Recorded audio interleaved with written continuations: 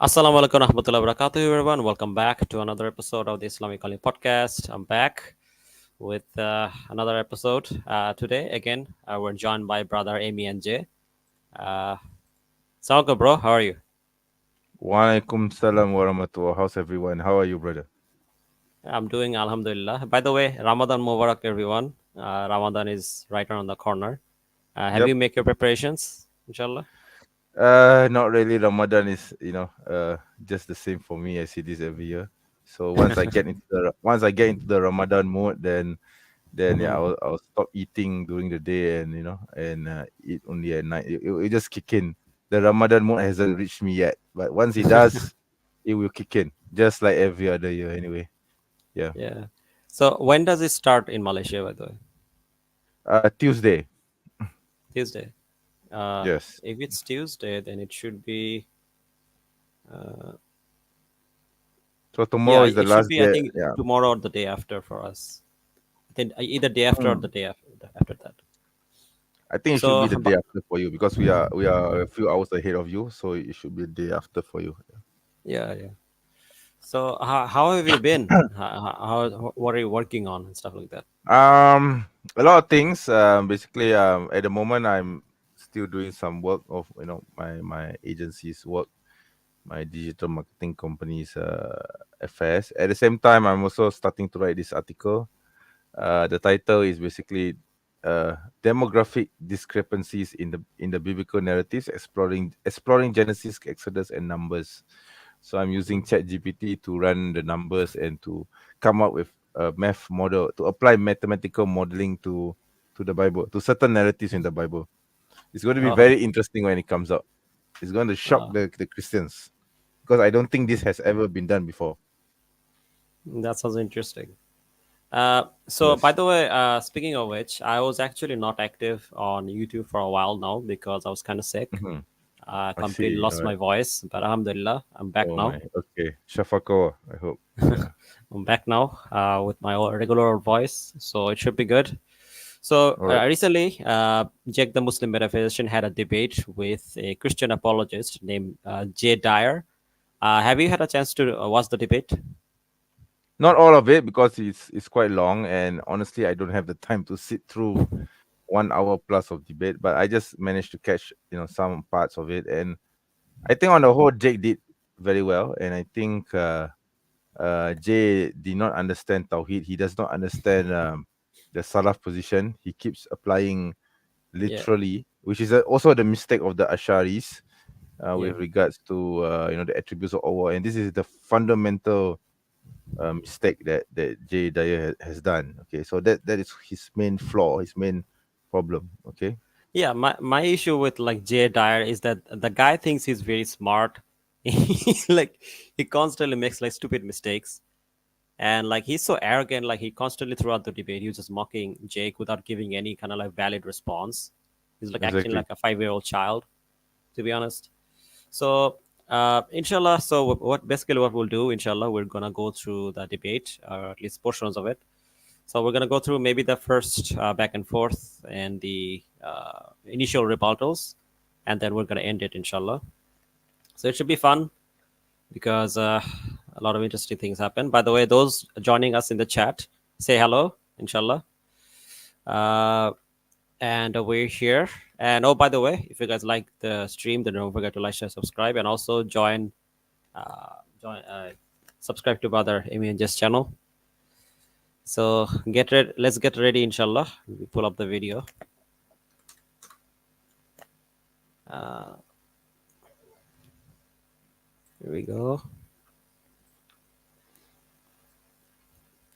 Here we go. Let me share it. Let me share the screen. Here we go. Can you see it? Yes, I can. Nice, nice, Loading at my nice. end. Yeah. Hmm.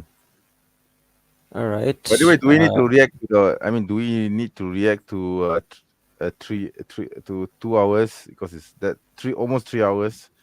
That's super Uh, long. Maybe Not necessarily. I think the debate actually ends around, or the actual debate ends around 1 hour 30 something minute. Let's stop there Uh, then, because I don't think I want to go through 2 hours, 3 hours of Basically, this. the initial back and forth ends like around 1 hour to 1 hour and 30 minutes, 1 hour and 30 minutes, or something like that. So it shouldn't be too long. Okay, all right. Yeah, should be fine. So yeah, let's get started, inshallah. And Yeah. yeah, bismillah. Debate over polytheism and the belief in three gods on the one hand, and monotheism or the belief in one God on the other hand. In the first half of my opening statement, I will explain and offer a defense of ethity creed. In the second half of my statement, I will explain what the Orthodox concept of the Trinity is and offer arguments against this position. First and foremost, unlike Orthodox Christians, we Muslims believe in one God. قُلْ هُوَ اللَّهُ أَحَدٌ اللَّهُ الصَّمَدُ لَمْ يَلِدْ وَلَمْ يُولَدْ وَلَمْ يَكُنْ لَهُ كُفُوًا أَحَدٌ. Say, He Allah is one, Allah, the eternal, the self-sufficient. He neither begets nor is he begotten, nor is there to him any equivalent. Allah is one God, does not rely on anything other than himself, and everything in creation relies upon him. He does not beget nor is he begotten or caused to exist, and there is nothing equal to him. The great ethity scholar Ibn Khuzaymah summarizes ethity creed saying, and I quote, "Our doctrine or madhab, as well as that of all of our teachers, is as follows. We ascribe to God everything that he ascribes to himself. We acknowledge it verbally and hold it to be true through inner conviction within ourselves, though without thereby comparing God's face to the face of any creature or created entity. For our Lord is..." So yeah, I'm glad that Jake actually distinguishes this, because it's very important to establish which is what we actually believe. As you know, that in Islam we basically believe in Tawheed, which is completely contrary to what the Christians believe.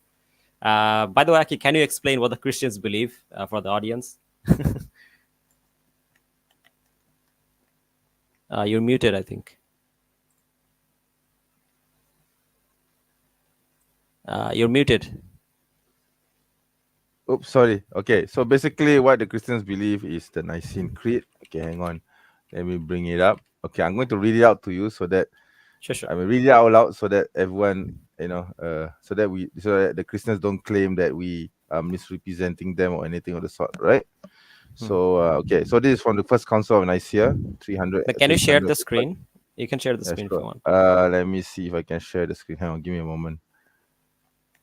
Right. Okay. So I'm reading. I'm going to read the one on the left. Right. The First Council of Nicaea, Okay, so let 325 me share it. AD. All right. Yeah. There you are. And I'll just zoom in so that it's bigger and everyone sees it, and Sure, sure. nobody claims that we misrepresent them. Okay. 381 is something that came much later, so we don't. So that is something that is added on. That we have to Hmm. rely on. We actually need to look at the first one, right? Which Yeah, yeah. is the 325 AD version. Okay, so Hmm. this is what the Christians believe. All Christians believe this. All mainstream Christians believe this. The Eastern Orthodox, the uh, the Catholics, and the Protestants. Although they Hmm. may differ in the details, some of them actually differ in understanding what Trinity entails, but overall, this is what they believe. Okay, Hmm. so they say we believe in one God, the Father Almighty, maker of all things visible and invisible, and in one Lord Jesus Christ, the Son of God, begotten of the Father, the only begotten, that is, of the essence of God, the Father, By the God of way, for God, light those of that light. don't know, begotten literally means the son of God, right? Yes, yes, that's right. That's right. Begotten literally meaning, yeah, begotten, right? Light of light, the very God, begotten, not made. Yes, this is very important. Begotten, not made. Yeah. Co-substantial with the Father, by whom all things were made, both in heaven and on earth, who for us man and for our salvation came down and was incarnate and was made man. He suffered, and on the third day he rose again, ascended into heaven. From thence he shall come to judge the quick and the dead, and in the Holy Ghost or Holy Spirit. And Hmm. then this is addition by the Catholic Church, I think. So this is not part. This is Hmm. not. That's why it's in brackets. It's not part of the actual text. Okay, and then of course the later version says, in one holy Catholic and Apostolic Church, we acknowledge one baptism for the. It talks about the baptism for the Hmm. remission of sins. We look for the resurrection of the dead and the life of the world to come. Amen. So this is what they believe. This is their Hmm. core doctrine. So this I mean, no Christian will ever claim to be a Christian without. I'm not talking about the Unitarians. Okay, the Trinitarians. No one Trinitarian will not believe in this. They actually Hmm. believe this I mean, wholeheartedly. Of if a course, Christian rejects yes. this, they reject Christianity, basically. Basically, if they reject this understanding, they are not Christians. Okay, it's that simple. So Just like how basically, they, we, yeah, yeah, just like how we reject the Trinity. Right? So we reject this, therefore we are not Christians. It's that simple. yeah. I mean, like it's like Muslims saying that I don't believe in God, but I'm a Muslim. It doesn't work like that. Exactly, exactly. Yeah, I mean, it's like saying, "Oh, I don't believe in Muhammad, in the Prophet Muhammad, but I'm still a Muslim." No, no. Yeah, Basically, exactly. I mean, the pillars of iman, right? The six pillars of iman, right? Yeah, yeah. So you need to believe in God and the prophets and the angels, in the in the hereafter, in Qadar and Qadar, and so on, So, right? Six of them, right? So if you don't believe in any of these pillars, how can you claim to be a Muslim, yeah, exactly. right?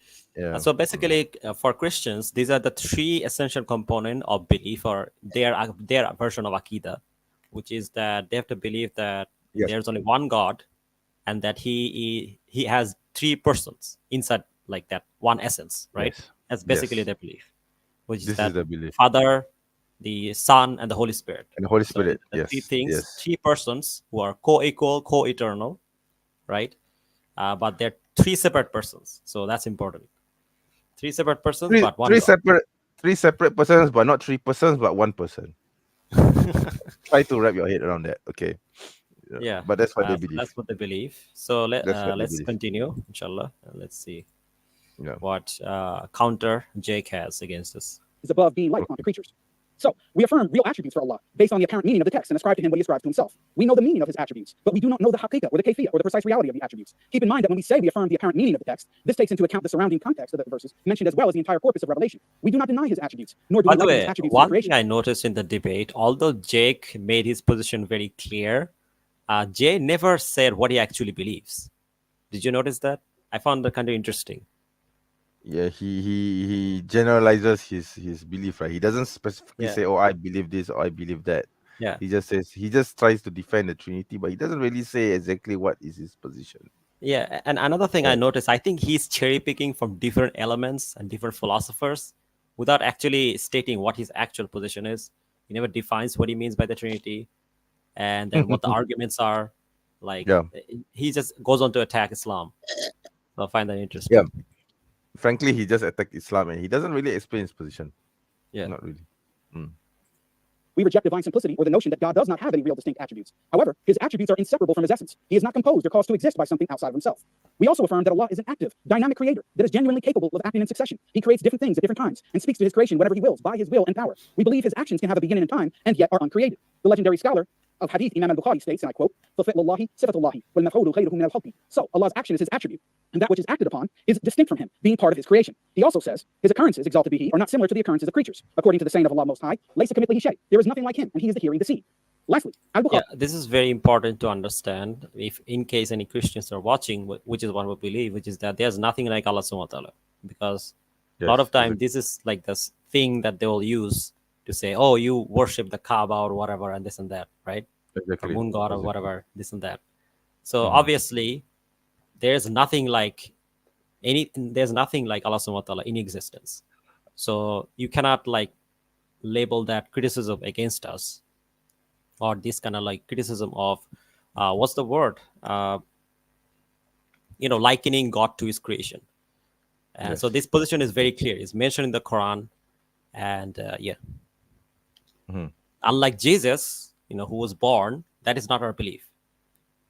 Because the thing is that I've noticed that I think I saw a video by David Wood where he made this picture of like four well, like this Mortal Kombat boss with like four hands, like insulting and saying that, oh, this is what Oh. like uh, you know Oh, you mean what this? Muslims Hang on. believe. I think I have something like that in my desktop. Hang on. Give me a moment. Yeah, I'm actually writing an article going, which will Yeah, refute that because. Wait, hang yeah, on. Give me yeah. a So moment. basically, that's completely false. That's just completely false. Of course, it's Obviously, false. we don't believe anything like that. That's just a lie. Of course we don't. Of course we The don't. idea in Islam is that there's nothing like him, and so anything you Exactly. can imagine or think of is not Okay, I gonna be found it. like what actual Allah Subhanahu wa Taala actually is. I can share the image if you want. Not necessarily. We can I get mean, to it I mean, later. ju- I mean, just to show our viewers, to understand what we are referring to. Yeah, sure, sure. Hang on. Let me see if I can drag this. I'm not sure if I can drag this into a browser. Oh, I can. Okay, I think it works, and I'm going to share it. Yeah, I think this is something like this. Can you see the screen now? Yeah, yeah, Mm. yeah. I Yeah, was it's will. something like this. Yeah, Yeah, I was Nauzubillah min zalik.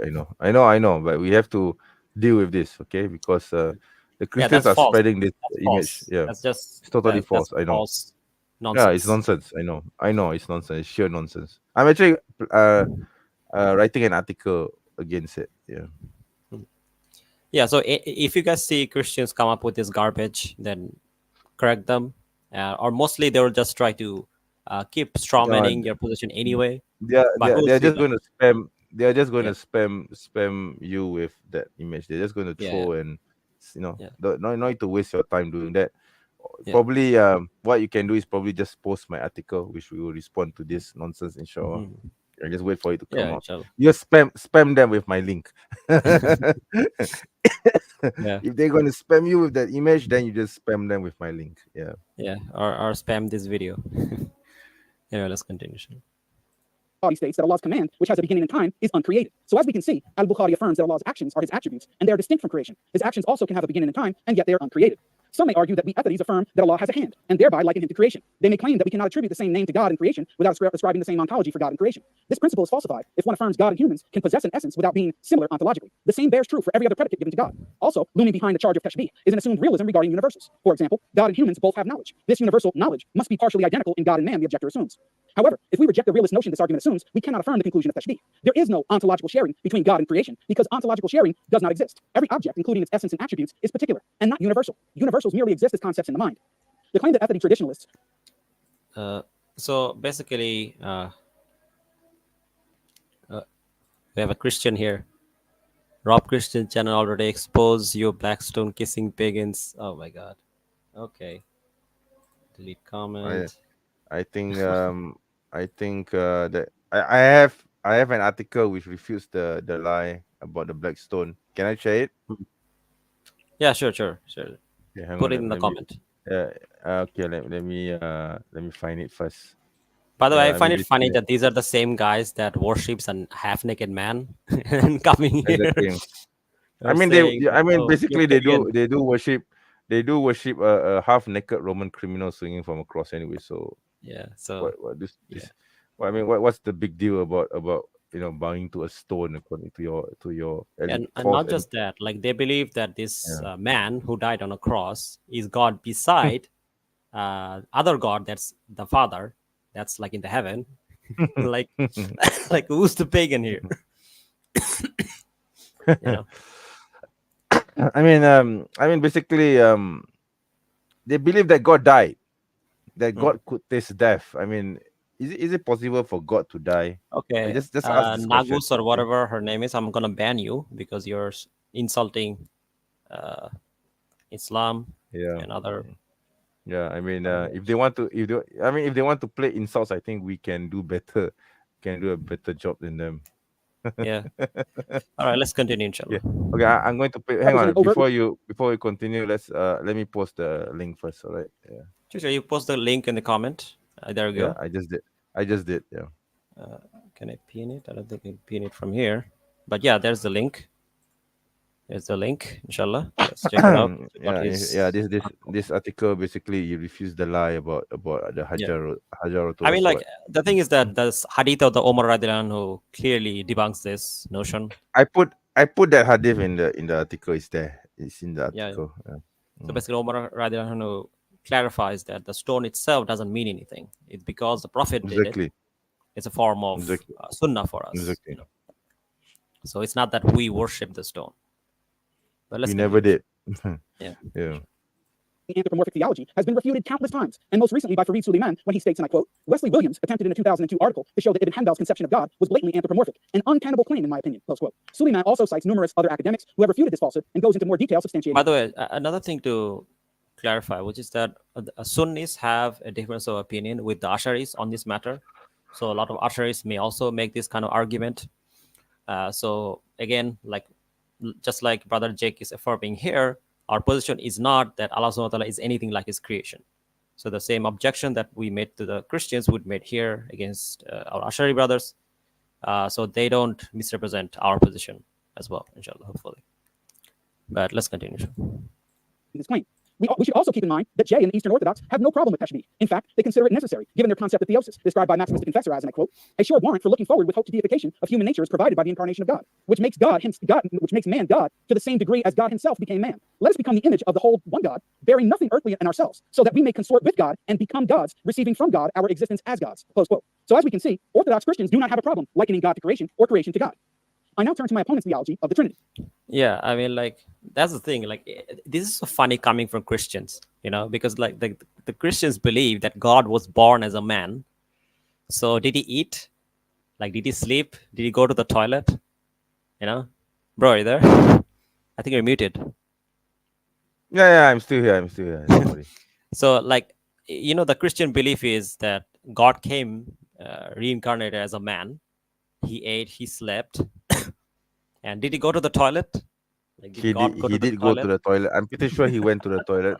Yeah, you know. I'm pretty sure he went to the toilet. So, like, you guys cannot throw this accusation of I anthropomorphism mean, I against. mean, this God man also made a mistake. He cursed a fig tree because it did not bear fruit, and then as it turned out, it's because it did not bear fruit because it was not in the season yet. So how could this man God not know Yeah, that it wasn't in the season for the fig tree to yeah, bear yeah, fruit yet? yeah. The thing is that, like, obviously there's so many evidences in the Bible which you can clearly Yeah, see that Jesus was a man. He was not like claiming to be God or like some kind of divine presence. And I think even his statements where you can see clearly that that's not what he was trying to go for. Like, for example, the exactly. statement in the Bible where basically someone Yeah. asks him about the hour, and he clearly says that I don't know the hour, only the Mm. Father knows. Right. So Yes. there's so many statements like that where he clearly shows that his knowledge is limited. As a matter of fact, Yes. interestingly enough, Prophet ﷺ also said a similar thing, right?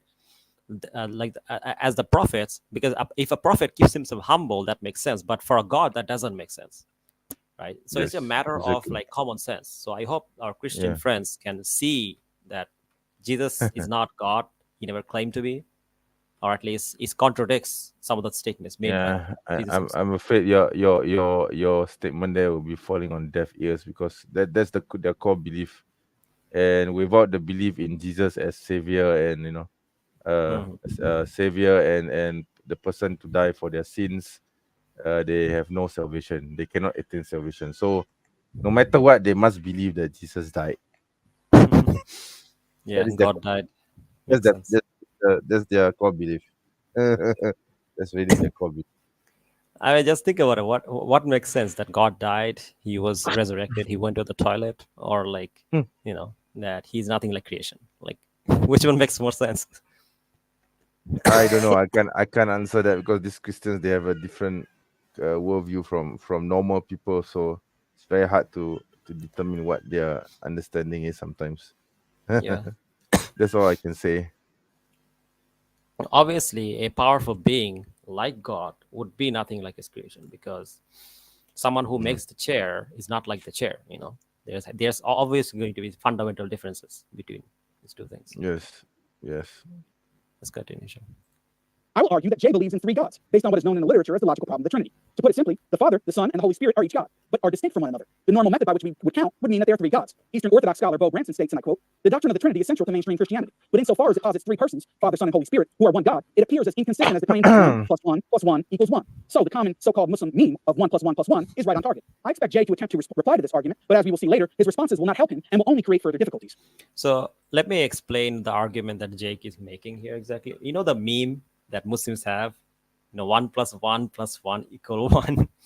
Actually, that yeah, meme is actually a very good argument that is also highlighted by some Orthodox scholars themselves. So that is what yeah, Jake is pointing out, which is that this idea yeah, that you have like one person, right? Let's say one person of Jesus who has yeah, some properties and some mm, attributes, right? And then what they believe is this Jesus also has the attribute of three other persons, which doesn't make any sense. yeah, Because if you're saying that, because essentially what they're saying is that the attributes of one person is the same as attribute of three persons, which is a contradiction in terms. Because how can you say that this is one person who has this attribute, but he is also not this person, and he also has these attributes? It's like me saying I'm both Fahad and I'm also three person, which is Jake, Fahad, and the Muslim apologist, MENJ, right? Like, does it make sense? No, because it's a contradiction in terms. Property of one person are either properties of that person in particular, or it's not the property of that person, and it is the property of three persons, right? So basically, that's the problem, which is that it leads to contradiction. You cannot say that one person, which is Jesus, is both one person and not one person, but instead it's three persons. You know, so it leads to serious problems, and it's a serious logical contradiction, and that's the argument he's making. But you want to add something to that, Angel? Nothing much to it actually.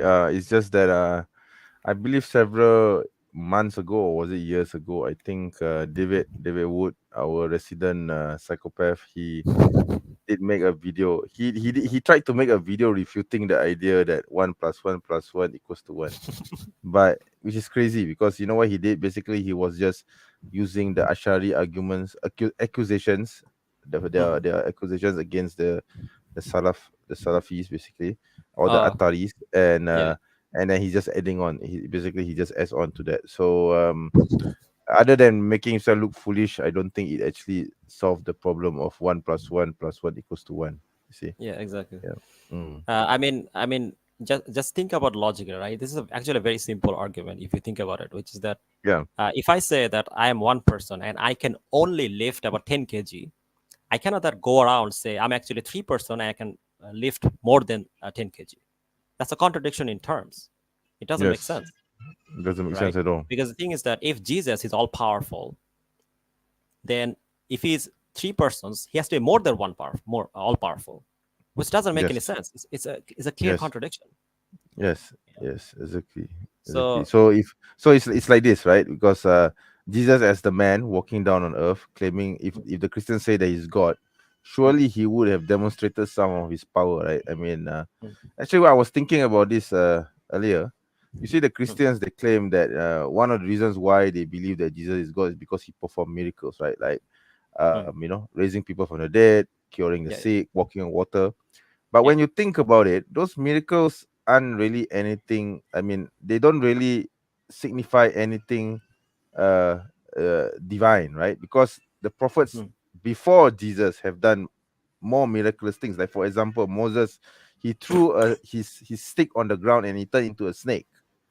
So if the reason that Christians believe that Jesus was God, one of the reasons that is that because he raised people from the dead, then why can't we call Moses God as well? Because he literally threw a stick on the ground and it turned into a snake. Wouldn't that mean that Moses is God as well?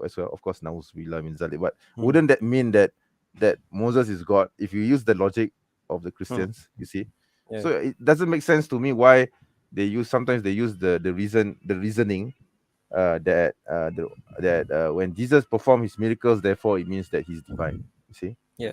Also, yeah, not just that. I think even random people in the Bible sometimes perform miracle yeah, or strange things. yes, Yeah. exactly, exactly. Like In for fact, example, I think. if you read, even if you read the New Testament, you will find that the disciples of Jesus perform miracles. So but you didn't, but they don't call them God. You see, I don't, Yeah. I mean, the Christians didn't call them God. So Mm, why is it that when Jesus performed miracles, it means that he's divine, but when mm, other people perform miracles, maybe even miracles which are even better than just someone raised from the dead, like throwing mm, I mean, come on, you throw a stick on the ground and it turn into a snake. Wouldn't that be a better miracle than just simply raising someone from the dead? But yeah. yet those people are not called gods. You Mm, see? Yeah. yeah. I mean, like, and the thing is that, like, clearly, like, Jesus didn't do anything. Like, if you just look at the Bible, that would like constitute for him to be like this almighty, powerful God. Exactly. So the things he did mostly are done by other people or other prophets, sometimes even better examples. So Yes. this claim isn't tenable. But let's continue, Sean. Yeah. Yeah. Sure.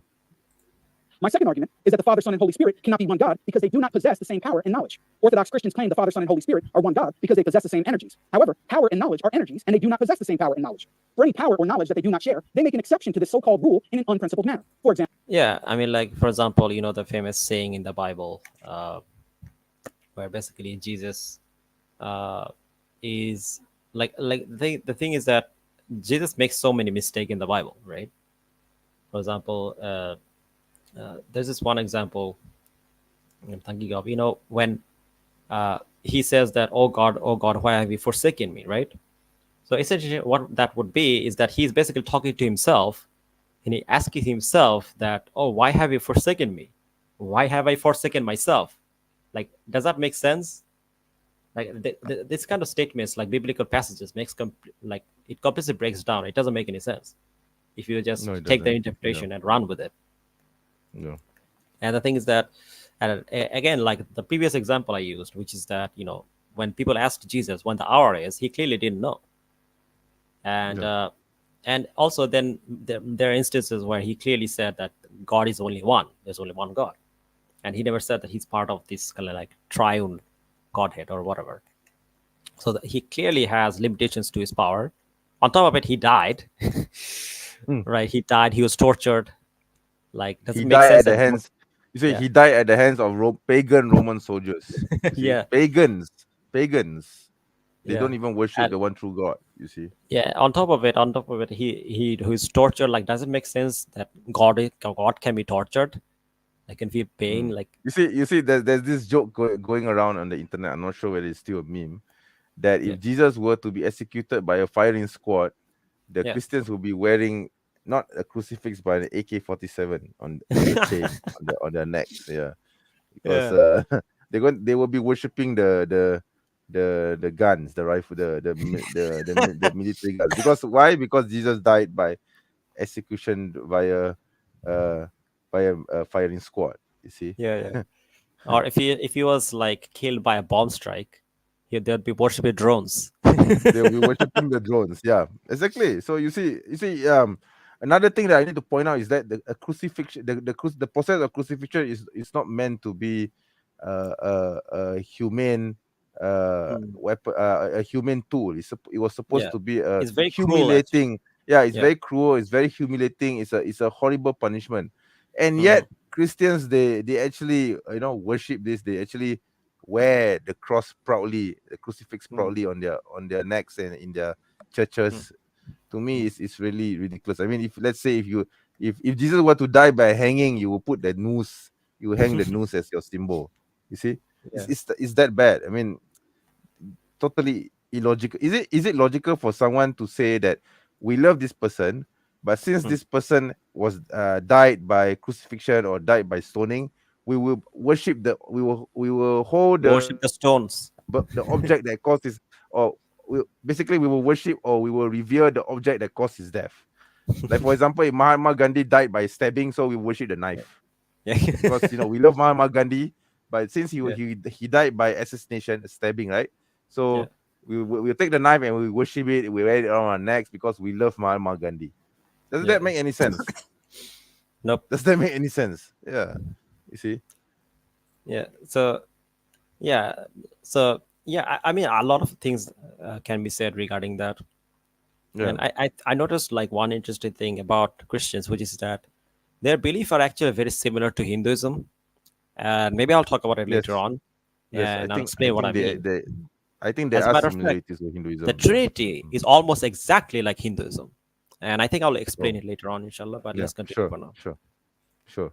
Yeah. Example, the Father alone has the power or ability to produce or cause another divine person to exist. According to Jay, the Father alone causes the Son and Spirit. They cannot have the same power if one divine person has a power that the other two lack. Therefore, they cannot be the same God if they do not have the same power. The Father, Son, and Holy Spirit also do not have the same knowledge. The Father alone knows that he has the power to cause the Son and Spirit to exist. The Son alone knows, from a first-person perspective, that he is the Word who became flesh, was born and died on the cross. Therefore, they cannot have the same knowledge. If they do not have the same knowledge, then they must be three gods, according to Jay's own standards.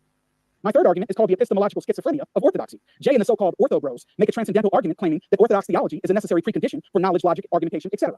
What exactly is the argument or justification for this claim? Now here's where the epistemological schizophrenia of orthodoxy comes into focus. Jay's good friend Ananias Sorum states, and I quote, obtaining the necessary conditions for the possibility of knowledge cannot be logically or epistemically contingent upon logical or epistemological arguments, since this would result in question begging and amount to epistemic bootstrapping. Neither would the veracity of the claim that such and such conditions are necessary for the possibility of knowledge. The necessary conditions that would provide justification for our knowledge must be both metaphysically and epistemically prior to epistemology and arguments. Close quote. It seems the response to that is that there is no argument or justification for the claim that orthodox theology is a necessary precondition. However, in the same article, Ananias Sorum contradicts himself, stating, and I quote, therefore, the only condition that will satisfy the possibility of knowledge and bridge the gulf between man and truth is a unique idea of God coherently articulated in the theology of the Eastern Orthodox Church, who has preserved its correct doctrine of God received in divine revelation from the Holy Trinity. For only in the Orthodox doctrine of God will we see that God, the necessary condition, is rational, omniscient, transcendent, non-contingent or necessary, intentional in his creation, as opposed to creation being accidental, a personal and communal being having perichoresis within his Trinity. Close quote. And he continues on listing all of the reasons why the Eastern Orthodox Church alone can serve as a necessary precondition. He contradicts himself again, just a few sentences later, saying, and I quote, "In presupposing God as the necessary condition for the possibility of knowledge, man surrenders his autonomy to the revelation of God, not as a conclusion that has met the standards of his epistemological criterion itself." Close quote. So which one is it? Does J and have an argument and justification for the claim that orthodox theology is the necessary precondition for knowledge and argumentation? And if so, then what exactly is the argument? If not, then a claim is equivalent to stating that a banana is the necessary precondition for knowledge and argumentation. And when you ask me to justify that, I can simply say that you are missing the whole point, as this argument is beyond justification. Let's see which direction J goes, and if he can remove himself from the state of epistemic schizophrenia. So basically, I think what Jay is saying here is that, I think this is in particular, comes to Eastern Orthodoxy, which is basically the Orthodox kind of rejects the Catholic claim, and they kind of accepts it preconditionally that Eastern Orthodoxy is true, rather than it being justified from the scripture and whatnot. So, yeah. By the way, bro, you there? Yeah, still here. Yeah. Okay. So how familiar are you with like the belief of Christian Orthodox? I'm not too familiar. I'm still digging into it because they have a slightly different understanding of the Trinity. Because in a sense that they believe that the Trinity is, they believe in the monarchical type of Trinity. Okay, meaning the God, the Father, is at the top, and the Son and the Holy Spirit are subservient to the Father in a way. So so it's slightly different from mainstream Christianity. I mean, when I say mainstream Christianity, I mean the Catholics and the Protestants. Okay, and so there's some there's some other unique doctrines which are unique to them, but other than that, they are pretty much similar to the Catholics. Yeah, but they do believe that the Son is co-equal and co-eternal with the Father, right? Or like Yes, but at the same time, yes, they do. But at the same time, they also believe that God the Father is on a higher ranking, and God the Son is a bit lower. At the same time, so the Father is like the boss. something like this, something like that. Yeah, but they won't say it directly, and they will actually deny that if you put it that way, they will deny it. Okay, because they don't So actually want to say what I that was out loud. saying Yeah, before, that Trinity yeah, being similar to Hinduism. I was actually yeah, reading up on this. So recently, yeah. I watched a lecture by like this Hindu scholar, and he was kind of Okay, explaining in Hinduism they have like these three positions, right? The first position is that they have this idea of three, which is that first you have this kind of like person as a being, and then you have this kind of world or nature, as they call it, and then you have God. And the relation yeah. between these three things is basically Okay, there's no difference between these three things, you know.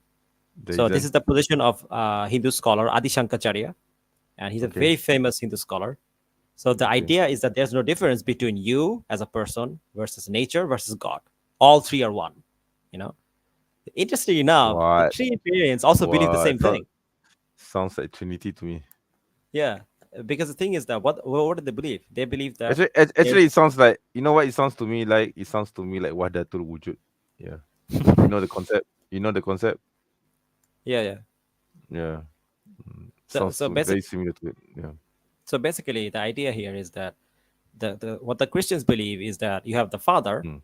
who is the same as the Son, Yeah. and the Son is the same as the Holy Spirit, and everyone has Holy Spirit in them, right? That's what the Christians believe.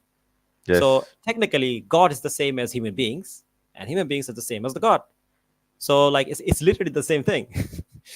The Okay. Okay. only difference is that they have three school of thought in regarding in Hinduism, which is the one is that I believe this is the position of the Adi Shankaracharya or Shankaracharya, are people who Okay. follow Adi Shankaracharya, and the other Okay. one is that they believe that this is made in parts. I think this is like they believe that God is one, then we are like parts of God.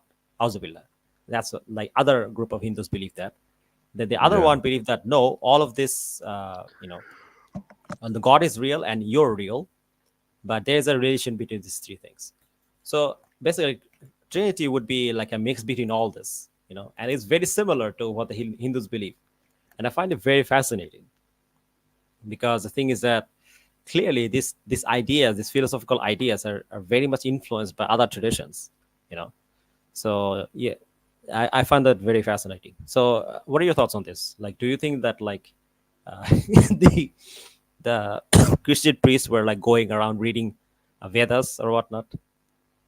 No, I I think that's think I think just like all paganry and all deviant ideologies, men they come out with ideas about God. First, it's about basically it's similar to how the Ashadis believe of God. Okay, so hope no Ashadis are offended by this. Okay, so basically, first of all, they believe God is not seen, it's unseen. God cannot be touched. God cannot be understood because Mhm, He's all powerful. It starts from there. And then later on, several generations later, but if God is all powerful and all unseeing and we cannot touch him, how we are going mhm, to connect to God? There mhm. should be a way for us to connect to God spiritually. So they start Ah, they start going into what we know as Gnosticism, right? Into spirituality, ah, into basically what yeah, the Sufis call the Sufis thing, okay? The yeah, yeah. Maqam and all this. Then when they start to indulge in this, and then it goes to a different level. So okay, Mm, since we are already close to God, we understand who God is, although we cannot see him, we cannot perceive him. Let us make something to symbolize God without mm, saying that this is God, but we mm, feel that this is a symbol to denote our closeness to God. So they start mm. making idols or starting making images. And then from Yeah, there, several generations later, okay, since we already have a symbol representing God, why don't we just worship that thing as God? yeah, You yeah, see? yeah. So it It's the evolves. It evolves. It starts to evolve. virus in the machine. Yeah. It's a virus that begins with the idea of if we can't get close to God, how are we going to perceive him? We need to imagine him. Mm, That's where mm, the danger is. Because as we know, the Al-Sunnah, our scholars in the past, they always warn us against trying to, imagine God, right? mm. So this is very fundamental. And this is Yeah. something that I've noticed throughout all my studies because I've read through a lot of the religions. Okay, I mean, although I'm focused on Judaism and Christianity in the earlier days, I was also reading other religions. But I noticed this pattern. This pattern always begins like that. Yeah, almost Mm, all religions across. I mean, apart from Islam, almost all religions begin that way. Yeah. yeah. Yeah, I find it interesting because a lot of time Christians will like say that they're not pagans and whatnot, but their belief is very pagan. It's I very mean, their pagan. their I mean their practice are almost are like the pagans basically. Yeah. You see? I Yeah. mean, how can you say that you're not pagan when you literally Yeah. believe it's almost the same as the Hindus? Because the Hindus also don't say that they're like worshiping like multiple gods because they see it as they're just worshiping the one thing, the same thing, right? Because to them there's a difference between like this tree which has this essence of God and you which also has essence of God.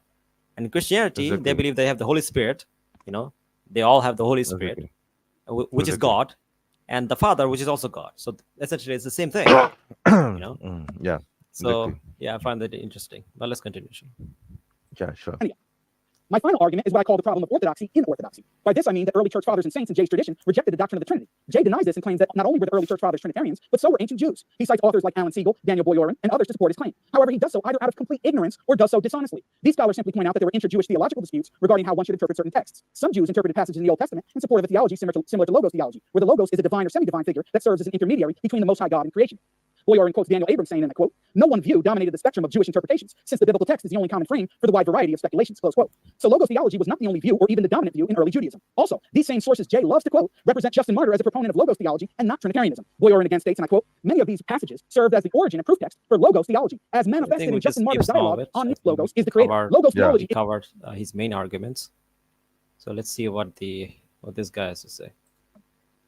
Yeah. Subscribe button as we have many debates coming up. You don't want to miss them, so hit subscribe right now. We're going to kick it over to Jay for his opening as well. Yeah, Thanks for being with us, Jay. yeah, The okay. floor is all yours for your opening statement. Yeah, let's see what this Okay. is. Yeah. Add. Okay. Yeah, man. All right, can we see the screen? Okay. Yes. All right, let's get into it. So I'm glad for Jake. They're basically doing everything I wanted him to do in his opening statement. So he's handing me a lot of gems, and it's going to jive perfectly with what I put in my opening statement as to exactly where I knew he would go. So let's talk about Salafi Islamic absurdity, and that's of course the position that Jake represents. So Salafi Islamic. immediately from the go, he Yeah, I starts heard with it. insults. Yeah, right from the beginning. I he know insults the exactly what he's Salaf. gonna say. You know, I got him. I think he Even took. before he I opened his think mouth, I got him.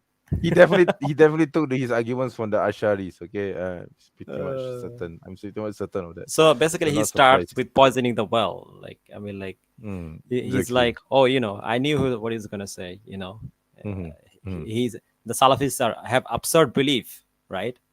He already made up his mind, like without ever explaining like what the absurd belief is. and let that speak for itself, he is already declared, Muslims have absurd belief, when in reality he's the guy that's worshipped like a naked man. So now let's continue. Let's see how he justifies it. Sense here, and we're going to look first at how one of his representative theologians that he said represents the Palamos of Islam, Ibn Taymiyyah, particularly in his book on Oh my God, this pissed me off so much. He can't speak Ibn Taymiyyah. He keeps saying Ibn Taymiyyah, Ibn Taymiyyah. Like he can't speak the names, and it pissed me off so much. Yeah, it pissed me off so much. Throughout the whole debate, he kept saying Ibn Taymiyyah, Ibn Taymiyyah. Like, dude, it's not Ibn Taymiyyah, it's Ibn Taymiyyah. Like, oneness of God. We're going to know that it's a massive Christian fail. And we're going to see that similar fails that Ibn Taymiyyah makes in understanding Christian theology basics that Jake himself made when it came to the triad, for example, by reducing the idea of begetting to being an energy. like, Begetting why is is he whining about Ibn Taymiyyah? Like, where is his argument against Jake, or his argument in defense of Trinity? You there, bro? Yeah, I'm here. Still here. Yeah. Can you hear me? Yeah. You want to add something? Nothing much to add because he's just repeating the same lies that the Asharis always say about Sheikhul Islam. So what's there to add? Yeah. So for Jake's argument, the whole thing he made earlier about the triad, begetting would have to be a common energy, and it's not. First of all, Ibn Taymiyyah posits at the outset of his book an eternal world, existing eternally separate from God, based on an infinite regress of worlds. Now, Jake has made many critiques of this view and others, so it'd be interesting to see if he rejects a basic idea in one of his basic Palamos-like Like, where does he say that? Like, he gives no reference. He just quotes this one book, but where's the reference? Like, what's the book that Ibn Taymiyyah said this in? So he clearly is like taking things from some like Ashari arguments or like something. Yeah, I think he doesn't know the reference. He probably doesn't know the reference. Ashari arguments. Yeah, exactly. Or So maybe he took it from this book, Ibn Taymiyyah on the oneness of God. Is that what he's saying? That's what he's claiming, but surely, like, he can say which page number or like where he exactly says that these things. Yeah, true. I don't think this is. Let me check again. Let me Google this book. Because, I don't know if it's. Do you have this book?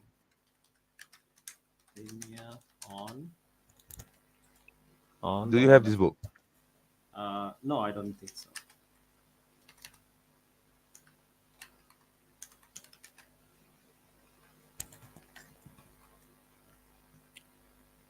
Okay, I think I found. So it's not even written by Ibn Taymiyyah. It's not a book written by Ibn Taymiyyah. Hold on. Let me show you guys. Okay. It's showing a book that's not written by Ibn Taymiyyah. Not surprised. Why am I not surprised? He refuted Ibn Taymiyyah by quoting someone else. Yeah. Let's continue. of the Islamic tradition. Second is Ibn Taymiyyah posits the Trinity as contradicting natural reason. This is a problem I'm going to notice later on in Ibn Taymiyyah as well as Jake, given that he doesn't understand the transcendental argument as he made clear in his opening statement. That's going to be very relevant for where we go here in a minute. Arguing that the Trinity makes energies and attributes persons is a move that Ibn Taymiyyah makes, which is false. He attributes to us the Nestorian view of Christ as two hypostases. Again, by the way, none of this has any reference. He's just claiming this is what he said without any reference. It's just a book written by someone else. He attributes to us an Aryan modal collapsing person in nature and God on pages 22 to 24. Now, he may not believe those things, and you may not believe those things, but that's not our position as Orthodox. So if we're going to be arguing against Orthodox position, you can't set up a straw man and say that you're knocking down the Also, what does this has to do with the argument at hand? Because the debate is about Trinity versus Tawheed. Like, what's the argument against Tawheed? Position when it's the Aryan or Nestorian position. Thus, Ibn Taymiyyah and Islam in general fail to understand, typically speaking. So you don't like Ibn Taymiyyah that debunks Tawheed? Trinitarian dogma. They create a straw man as a formula, as formulated in our councils, which reject Arianism and Nestorianism. This would be like me basically calling Jake a Sufi and then proceeding to refute that position. I think even if that's true, like Ibn Taymiyyah didn't exactly correctly represent Christianity, whatever that even means, because Christianity is not a monolith. There are different versions of Christianity.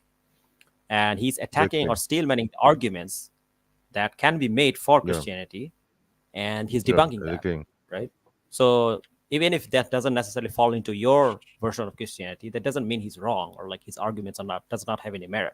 So this is waffling. Being Allah has come up debates now with Jake. Even Taymiyyah, he is very strong in terms of argumentation. Like he steelman his position for pages after pages. So it's not like he's just giving this random quote and debunking it. No, he steelmans the opposition's position for pages. You read their books, a lot of their books. He gives a lot of references. So Yeah. what is being debated here between us is not actually a pure Unitarian position of Jake versus the freeness position that I have, but rather two different ways of accounting for unity and distinction in God. Jake would like to give the impression that his position is free from all issues that relate to multiplicity, but in passing debates, we'll see that this fails. Jay believes that the attributes of God are, according to Ibn Taymiyyah's two principles, really distinct amongst themselves from God's essence. What applies to one attribute also applies to all the others and equally to God's essence. This includes affirmation and negation, true whether we know the meaning or not, except the plain meaning, as Jake said in his opening statement. Attributes are comparable to creatures in terms of perfections, which creatures partially have, while God maximally has this perfection in a way befitting him. Thus, likeness in these cases is, quote, in name only, according to Ibn Taymiyyah. Ergo, it tells us nothing, especially with Jake's nominalist empiricist position, which he admitted. okay, so this is his big argument against Islam. When Muslims say that Allah subhanahu wa ta'ala is nothing like his creation, this doesn't mean anything. That's not an argument. Like you're just whining about something that you don't believe in. Like, what's your argument against it? He just said he doesn't like it, or it doesn't make sense. How does it not make sense? Like, God is nothing like his creation. Like, what's there to not make sense? He doesn't give any argument. You gonna ask something? Nothing much from my end. I think nothing. I don't really have much to say. Okay, so yeah, let's continue. Yeah. We'll look at this in a second, so keep that in mind. True for thee, not for me, the Jake brand. Jake believes the attributes are really distinct and inseparable. Did you hear him say that in his opening statement? That means counting by division. But he also distinctly identifies the attributes as really distinct from each other and from the essence. That's counting by identity, which in the same boat places them in the same boat as Trinitarians when accounting for the distinction of hypostases, counting by identity. What? Yeah, he's just basically he's repeating what I already mentioned earlier in the True for thee, not for me, the Jake brand. Jake. Yeah. Jake believes that attributes are really distinct and inseparable. No, he does not. You see, that's the thing. Yeah. Attributes are really distinct and inseparable. Okay, but like attributes are not the same as persons. Yeah. Like attributes is basically a sifa, right? It basically it's an attribute. It's something which is part of Allah. So that, for example, if Allah sees, it means that Allah can see. Allah seeing and Allah being one is not the same. It's not two different persons. It's basically Allah subhanahu wa ta'ala doing an action, right? Yeah. So basically, he's committing the false equivalence fallacy. I think I have the animation here. Let me see. Hold up. There we go. So false equivalence fallacy, this one. Yeah. He's trying to compare two completely different propositions or arguments and acting as if like they mean the same thing. Like attributes and persons are not the same thing. Like you believe that there's only one God and they have three persons. That's not the same as attributes. Yeah. He believes the attributes are really distinct and inseparable. Like for example, an attribute would be like, for example, Jesus eating or Jesus drinking or Jesus walking. That's an attribute. Yeah. Like Jesus being all powerful, that would be an attribute. Yes, right? That would be an attribute. Yes, exactly. That would be an attribute. However, Jesus being one person who is also part of one essence that has two other persons, that's not attribute. That's like that has nothing to do with attribute. But he also distinctly identifies the attributes as really distinct from each other and from the essence. That's counting by identity, which in the same boat places them in the same boat as Trinitarians when accounting for the distinction of hypostases, counted by identity, and the divine essence, counted by division. What is it? Which is the same boat as Trinitarians when accounting for distinction of hypostasis, persons by identity, and the divine essence counted by division. So, like, how are they the same thing? Like, this doesn't make any sense. Like, how are they the same thing? Like, if you're saying that the hypostasis, which is that three person with different identities, have different properties and different attributes, right? They have to have different attributes. Otherwise, how can they be co-eternal, co-equal, right? So how can that be the same as attributes? Like, he's just speaking nonsense. Do you want to add something? No, nothing for me. Just continue. Yeah, not really. No, I did not say that Jake thinks that Allah's attributes are persons, or that we think attributes are persons. That is Jake's straw man that he often uses in many discussions and live streams when he attempts to rebut this argument. But rather, Jake makes the same move when accounting for unity and distinction in God that we do, yet he calls us out on it. This is, in fact, Jake's guilty double standard. Like how is Jake using double standard? Like I don't understand. I don't. Actually, I don't. He literally Actually, says exactly what he says. actually, I don't quite understand his argument. He's saying that if we say that Allah has attributes, it means that it's a double standard. No, I don't get it. I think what he's trying to say is that I think Christians, they when it comes to persons, they count them Yeah. differently than when it comes to essence, right? Yeah. Yeah. And it's the same as when we count Allah subhanahu wa ta'ala as one, but Yes. when it comes to attributes, we count them as differently. Yeah, we count them differently. I think Yeah, that's what he's exactly, trying to say. isn't it? Maybe. But that doesn't make maybe. sense because attribute it- is not the same Yeah, as persons. attributes is not the same as a person. Yeah, exactly. If Allah subhanahu wa ta'ala has a hand, has hands, has foot, has feet, has eyes, we don't Yeah. we don't interpret what eyes mean. We don't interpret Yeah, what we don't say the hands eyes are mean. a different person. Yeah. Yeah, we don't, and definitely we don't. Yeah, and definitely we don't say the eyes are a different being or a different person, or that Yeah. the eyes or the eye of God na'uzubillah is independent of God, and therefore Yeah. this means that there's a second person.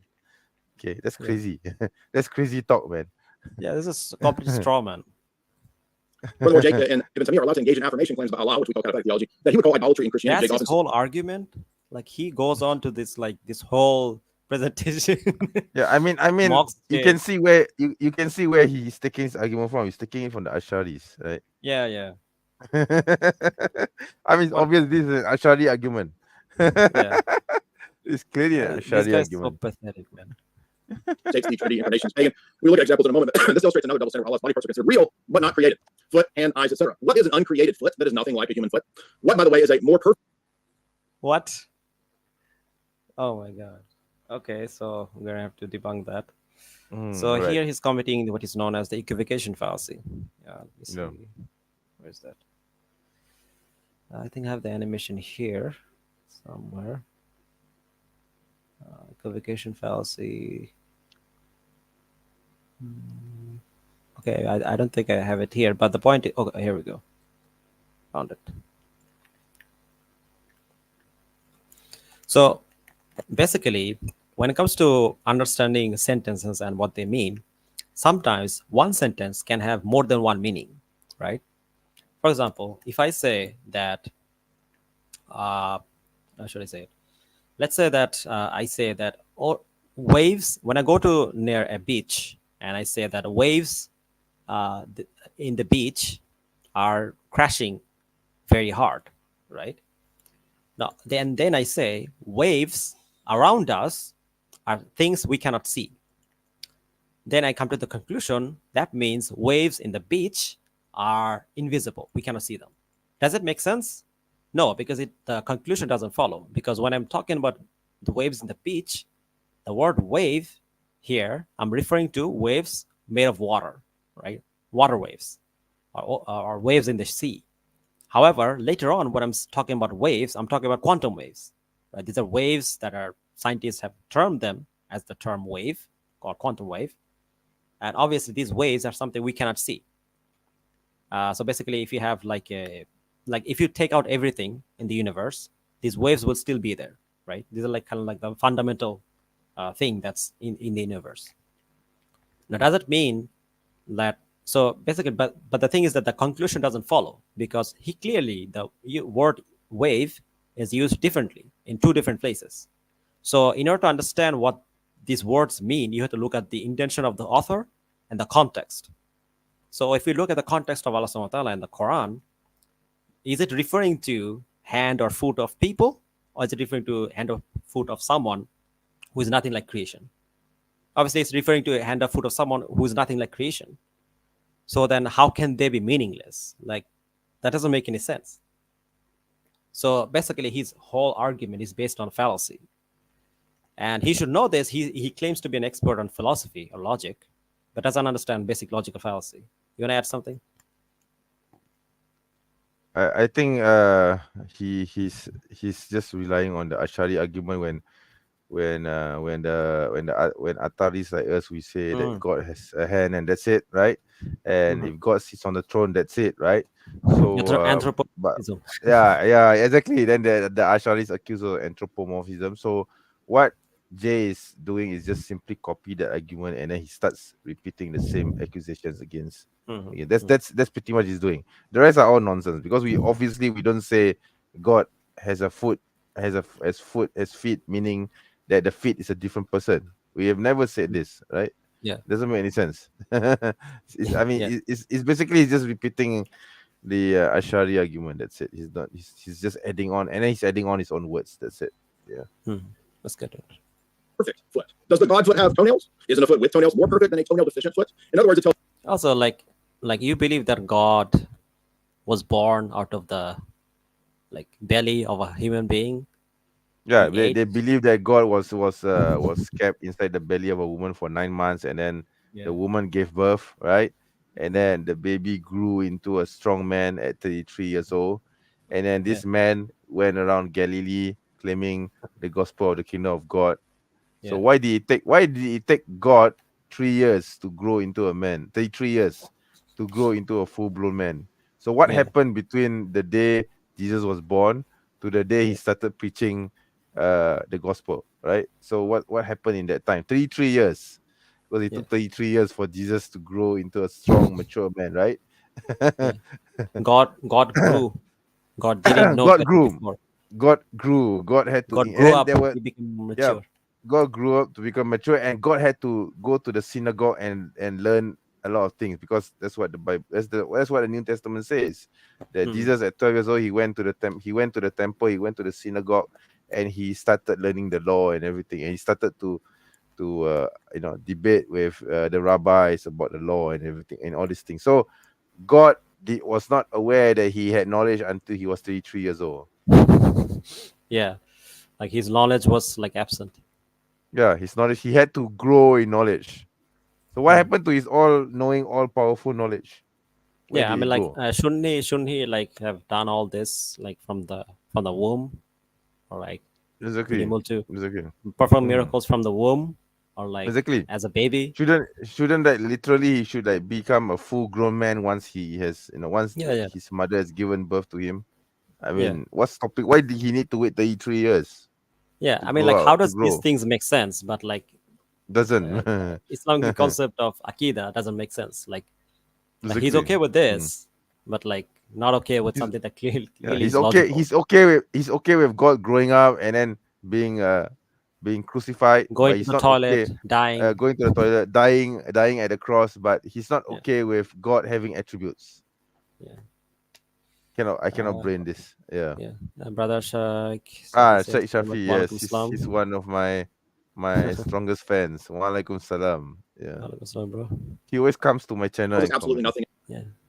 All right, Yeah. let's continue. and reduces to absurdity. Also, Ibn Taymiyyah argues that God laughing is somehow more perfect than him not laughing. I'm interested to see how Jake accounts for this. It would then follow that eternally laughing is better than laughing once, so God is eternally lolling. In other words, a clown God. Remember, what applies to one attribute according to Ibn Taymiyyah's rules applies to all the others.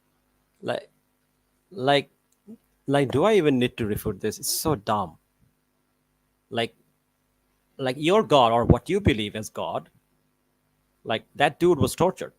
Like, like he was hanged on a cross for everyone to see, and then he was crying, like God was crying, like why did I forsake myself?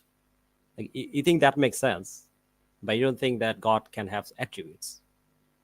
Like even in the Bible, like he has attributes.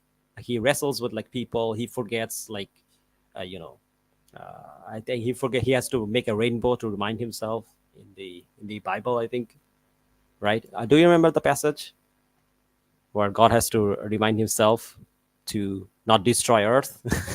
I think that was in I think it's in Genesis 6, but I'm not sure. I don't remember. Yeah. Yeah, yeah. Can you bring up the passage? God has to remind himself with a rainbow. But while you find it, let us continue, inshallah. If there's an infinite series of created worlds and causes, then why would we ever need a single being? Also a position of Ibn Taymiyyah. Contingent means dependent upon something else, but it's begging the question to say that it's a single necessary being. So Ibn Taymiyyah might cash this out or in two different ways. If it's a causal relation, then he's engaged in the quantifier shape fallacy that every event has one cause. If every And the event thing is that this guy doesn't even understand what Ibn Taymiyyah's position is. Oh, He's just, I found the verse. I found the verse. yeah, share it. All right. There you go. Genesis 9:13. Yes. Can you read it? Okay, so he says, I have set my rainbow in the clouds, and it will be the sign of the covenant between me and the earth.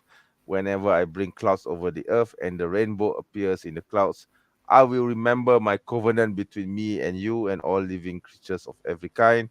Never again will the waters become a flood to destroy all life.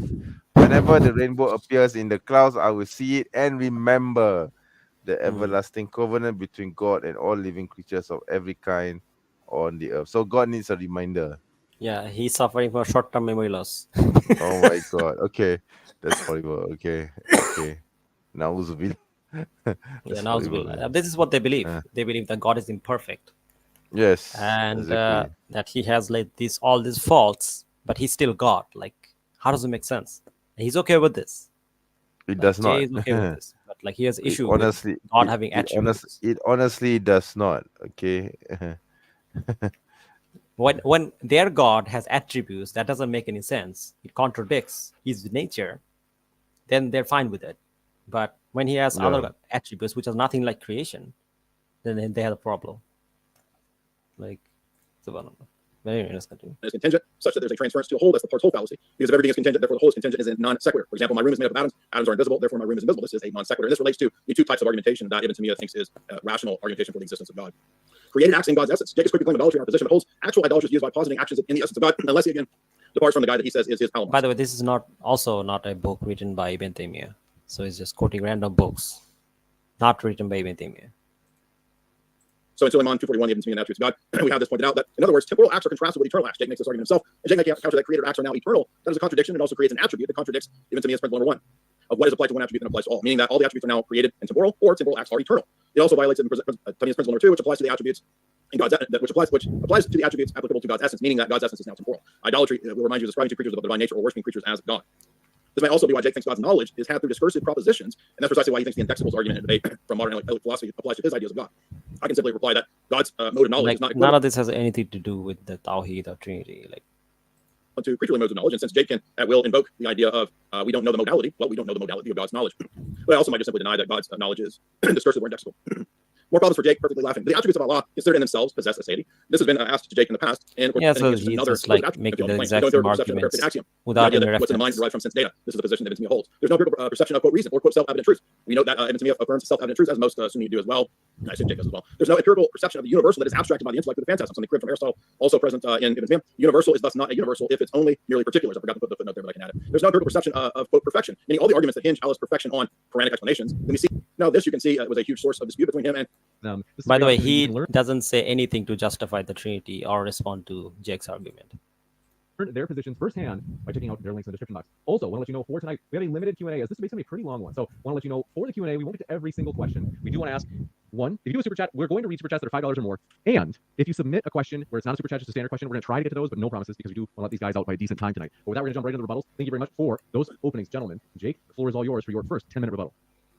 Okay, thank you very much. I just want to say at the outset that, Jay's opening statement was very interesting. He spent the entire 15 minutes attempting to attack my position, which I'm going to show in just a second that he did a very poor job because he's so ignorant of our position. He doesn't understand what we actually believe. Nevertheless, he barely went through any detail during the 15 minutes of explaining what Orthodox theology is and what that actually teaches. So the audience and myself... Exactly. Like, he said nothing about Orthodox theology, what it teaches, like what exactly it is, like why should Trinity be accepted, like how does it make sense, like none of that. And he just repeated some of the Ash'ari arguments, and that's it. Bro, you there? Yeah, I'm not surprised because like I said, he's definitely taking his arguments from the Asharis. That's it. Yeah. And He not did even not do his understanding research. what the Yeah. Ash'ari arguments is. Like, I think he's just misrepresenting some of their arguments because clearly the Yeah. Ash'aris like don't reject. I don't think they reject necessarily attributes of Allah Subhanahu wa Ta'ala, right? They don't, but they how they interpret it is they understand it figuratively. So if Allah has hands, it means that Allah has power or or strength over something. If God has Hmm. ears, it means God perceives, but doesn't mean that he has actually ears. Okay, for Hmm. example. Okay, yeah, Yeah. something Yeah. like this. Yeah, which yeah. Yeah, and like he's confusing that with like identity or like attribute, sorry, personhood. Like, If I Yeah, didn't have these, about 50 books of Orthodox theology, I wouldn't know what the hell Jay's position actually is because he didn't go into any significant detail to talk about his own position. Whereas I did. I tried to manage my time to speak about half the time about my own position and half the time about my opponents and critiquing his position. So I wish Jay would have spent more time on his own position, but of course, as we'll see, it's very difficult to do so because he can't defend his own position. And I just want to point out that Jay makes so many mistakes about what he thinks Ibn Taymiyyah's position is, what he thinks Ethody or Salafi, Aqidah, or Creed is, and I'm going to try to point that out as we go along and when we get to cross-examination section, one by one. And I just want to explain this to the audience. It should really be of no surprise because Jay himself, and people were wondering, why did he delay this debate? Well, he delayed the debate because he told me that he was incapable of having the debate unless he was able to read one text that was an unreleased text in English. Okay, so this is a guy who just started reading about Ibn Taymiyyah and Ethody Creed 2 weeks ago, and he thinks he's now an expert in. so yeah, he didn't read yeah. anything. He doesn't He understand did, who yeah. Ibn I Taymiyyah don't is. think he did. I don't think Yeah. he did. He just read a bunch of books written by some other people, trying Yep, to go to exactly. critique Ibn Taymiyyah, not realizing that Trying- Ibn Taymiyyah is someone whose work is studied in universities like Harvard or like Oxford. Like, so dumb. Going to tell the audience all about it. It's honestly a complete joke. Okay, so now let's get to some of what Jay actually had to say here. He says that Ibn Taymiyyah doesn't understand Orthodox Trinitarianism. Well, nobody would at this point because you didn't really explain it. But nevertheless, what Ibn Taymiyyah says about Orthodox Trinitarianism is irrelevant to this debate. I didn't Yeah. cite Ibn Taymiyyah as an argument against Orthodox Trinitarianism. Yeah. I gave arguments in which I've made numerous times, and you haven't responded to any of them, in which you should have been able to preempt in your opening statement because I've been repeating them for 5+ years. So that's the first thing. The second thing is Jay makes a big to-do about Exactly. nominalism. Now, I actually appreciate that, Jay, and that's why I spent a significant portion of my time speaking about our position of nominalism because I think it's a clear difference between the two views. If nominalism is true, then Orthodox Trinitarianism is necessarily false. And I think even Jay Dyer would have to agree with this. Why? Because they conceive of the universal that the three persons share, or the essence as a universal that the three persons share. Well, if there are no such things as immanent universals, then quite literally the Trinity cannot exist. Now, Jay makes it seem so obvious as if Yeah, so basically what Jake is saying is that if it's universal that you have this essence, which is the same, then Yeah. doesn't it follow that their essence of them being persons is also the same? So it's just a very confusing and contradictory concept. these things, such as universals, Not these surprising. entities, and so people don't know what they are, right? You can see this piece of paper here, this white piece of paper. The idea that Jay Dyer wants us to believe that he thinks is so obvious is that there is something, can you picture people? There's something in this piece of paper that is actually identical to the white stripes and the whiteness in my color and my skin complexion. That's what Jay Dyer wants us to believe, is that there's this thing that's a universal whiteness, which exists, that is partially at least identical in the paper and also in Jay's forehead. Well, if he thinks that that's so obvious, I'd like him to give an argument for that, because based upon Occam's razor, we should not be postulating entities beyond necessity. Jay Dyer has given no argument for the existence of these so-called Aristotelian immanent universals. And this is going to be a big difference between us going up. So I at least appreciate Jay Alright. having enough sense to know and understand that. Now he makes a big to-do about nominalist predication. I don't know if Alright. Jay has done any reading on nominalism. I assume that he has with all those books behind him. But I'd like him to show me an argument from an actually scholarly source that says that nominalist predication is meaningless. That unless there is this weird thing, which is universal, that is partially identical in this white piece of paper and in Jay's beautiful forehead over there, unless there is something partially identical in them, it makes no sense to say that Jay's forehead Okay, is white. so basically, Jake, the argument I think Jake is making is that when it comes to universalism, things being universal is something that people project rather than it's something that's being actually real. Like, for example, when it comes to like any kind of similarities, they're actually not similar in the sense that we think, right? Like, for example, if I say that I'm strong, and I say that a bodybuilder who can who can lift up a car is also strong. Obviously, they don't mean the same thing. So the idea that there's this universal similarity is obviously not true. I think that's what he's trying to say. And so if that's the case, then how can they say that when the Father has attributes and or in essence they are being God, it's the same as the as the Son being God? Because the thing is that they have to be individual on individual level, like their powers, right? So they cannot be universal, because we know that logically speaking, this kind of universalism doesn't really exist, because each person is their own. So it doesn't make sense to say that, when it comes to this Godhead, you can have universal principles. So I think that is what it's trying to say. And I don't think he responded to that. But yeah, do you have anything to add to that? Yeah, I think Jay doesn't understand the concept of Tawhid. Basically, he's just and he's misrepresenting the Atari position. He's just relying on the Ash'ari understanding, and then or basically the Ash'ari polemics, and then he adds on to his own fantasies, and then he argues for them. So basically, what he's done is that he's just created a straw man and tried to knock that down. He doesn't really deal with the arguments. Yeah. And this paper is white. Now, does the public and the people watching think that that's a convincing argument? No, Jay needs to give an argument for his position. He has not given any argument for his position. So until he can give an argument for the necessity of these types of universals, we can simply dismiss it. Now, So basically, what Jake is asking for is some kind of logical arguments which shows that Yeah. there can be universal between the Father and Yeah. the Holy Spirit and God, Yeah. right? Like, why are they counted as one? You know, Yeah. what's the Yeah. justification? What's the argument here? Exactly. But he didn't give it. So that ties into everything that he was saying about Allah subhanahu wa ta'ala, and he's mocking about God having so-called body parts. Well, if he's actually read the Farid Suleiman source that he desperately needed to delay the debate in order to read that, he would actually see that Farid Suleiman explicitly says, as I quoted in my opening statement, that the idea that Ibn Taymiyyah's conception of God is overtly anthropomorphic is completely untenable. And he cites numerous sources and gives arguments for that throughout the book. So Jake can say he disagrees with that, and it's fine. But on the one hand, you can't claim that Jake and the Ethody saying that Allah subhanahu wa ta'ala has a hand is also, like, this is not something Ibn Taymiyyah himself said. Like, you're quoting someone else quoting Yeah. him, but like, what's the reference? Yeah. You know. completely meaningless, and on the other hand, say that it's tashbih, or it's likening Yeah. God to creation and having body parts. So you cannot have it both ways, Jay. Is the nominalist predication completely meaningless and devoid of any content, or is it meaningful and therefore we're likening God to creation? And if you do think we're likening God to creation, Yeah, that is another thing. Like, he made an argument that's contradictory. At one hand, he's saying that, oh, nominalism, or like this idea or that Jake proposes, which is that when it comes to Trinity, clearly different persons can have to have different essence, or like different identity. Yeah. And then he's saying that, but like then Muslims are likening God to his creation. But that's a contradictory argument. Either that nominalism doesn't make sense, or we're likening God to creation. And it does make sense, and we're likening God to creation. So that's a contradiction. Because one is an Ash'ari argument, and the other is like his own argument, which he made a contradiction there. then what is your problem with that? Because you believe in the necessity of likening God to creation and your concept of theosis, which I quoted from St. Maximus the Confessor in my opening statement. So even if, let's say for the sake of argument, oh my God, this is terrible, anthropomorphic, Jake is likening God to creation. Okay, what is your problem with that? You don't have an argument about that. Yeah. You have no argument. Yeah, I mean, like, what's the issue with Christians? Because Christians believe in the most anthropomorphic concepts. They believe that God died. They believe that he rode on he was taken by devil on a mountain. Yeah. Like, he wrestles with They people. believe He God forgets died. things. Like, in the Bible, these things are mentioned. He needs a reminder Yeah. to not destroy the earth. Yes. So, like, what's the issue with anthropomorphism in Christianity? Exactly. So Jay needs to deal with those Yeah. points. I mean, He mentions about, in the in Bible, Vespers, there's God a lot of knows. And what should be- anthropomorphic descriptions of God. Anyway, yeah. I mean, God. Yeah, I mean, God like, is I a did a video jealous. on it. Is a jealous God. God Yeah. is a warrior. God is angry. God roars. God roars. My God. Okay. So He why gets tired. why is Jay I mean, that's taking even mentioned in the exactly? Quran. So what? Yeah.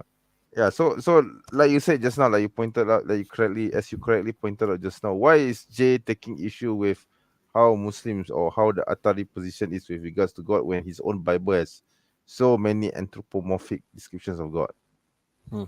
I think what It he's shouldn't be a trying to problem. do is that because Muslims criticize Christians for being anthropomorphic, Yeah, and basically Yeah. do idol worship in different names. So he's trying to say, but you guys do the same. yeah, But that's whataboutism, right? Like, that's a fallacy. It doesn't make sense. Like, Like, it the thing doesn't. is It that still doesn't obviously, answer first of all, that's the not our question, position. right? But Yeah. even if it was, Exactly. wouldn't debunk the argument we're making against you. You need to defend your Yes, own that's position right. rather than like Yes, go on a reactionary like yeah, whataboutism. yeah. It's like, oh, aha, you also believe in God having hands, feet, and face. So why are you accusing us of this? It's basically just what he's trying to say. But that's, like you said, that's not our argument. That's not our position at all. We don't believe that God has literally. I mean, we don't understand face as how God's face would be like. Like how, I mean, we just say God has a face and that's it. God has hands. That's it. We don't try to interpret how the hands look like. That's shirk, man. That's totally wrong. Yeah. Okay, so we don't do that. We just say God has hands. That's it. Why we say that God has hands? Because God Himself told us that He has hands. That's it. And we don't try to interpret that. See, that's the problem with Christians. You see, when God has a son, they start to interpret, oh, God has a begotten son. Yeah. You see? All right, let's continue. Inshallah. Before I get to this, there was another important point here. Let me see. There's so much nonsense he mentioned.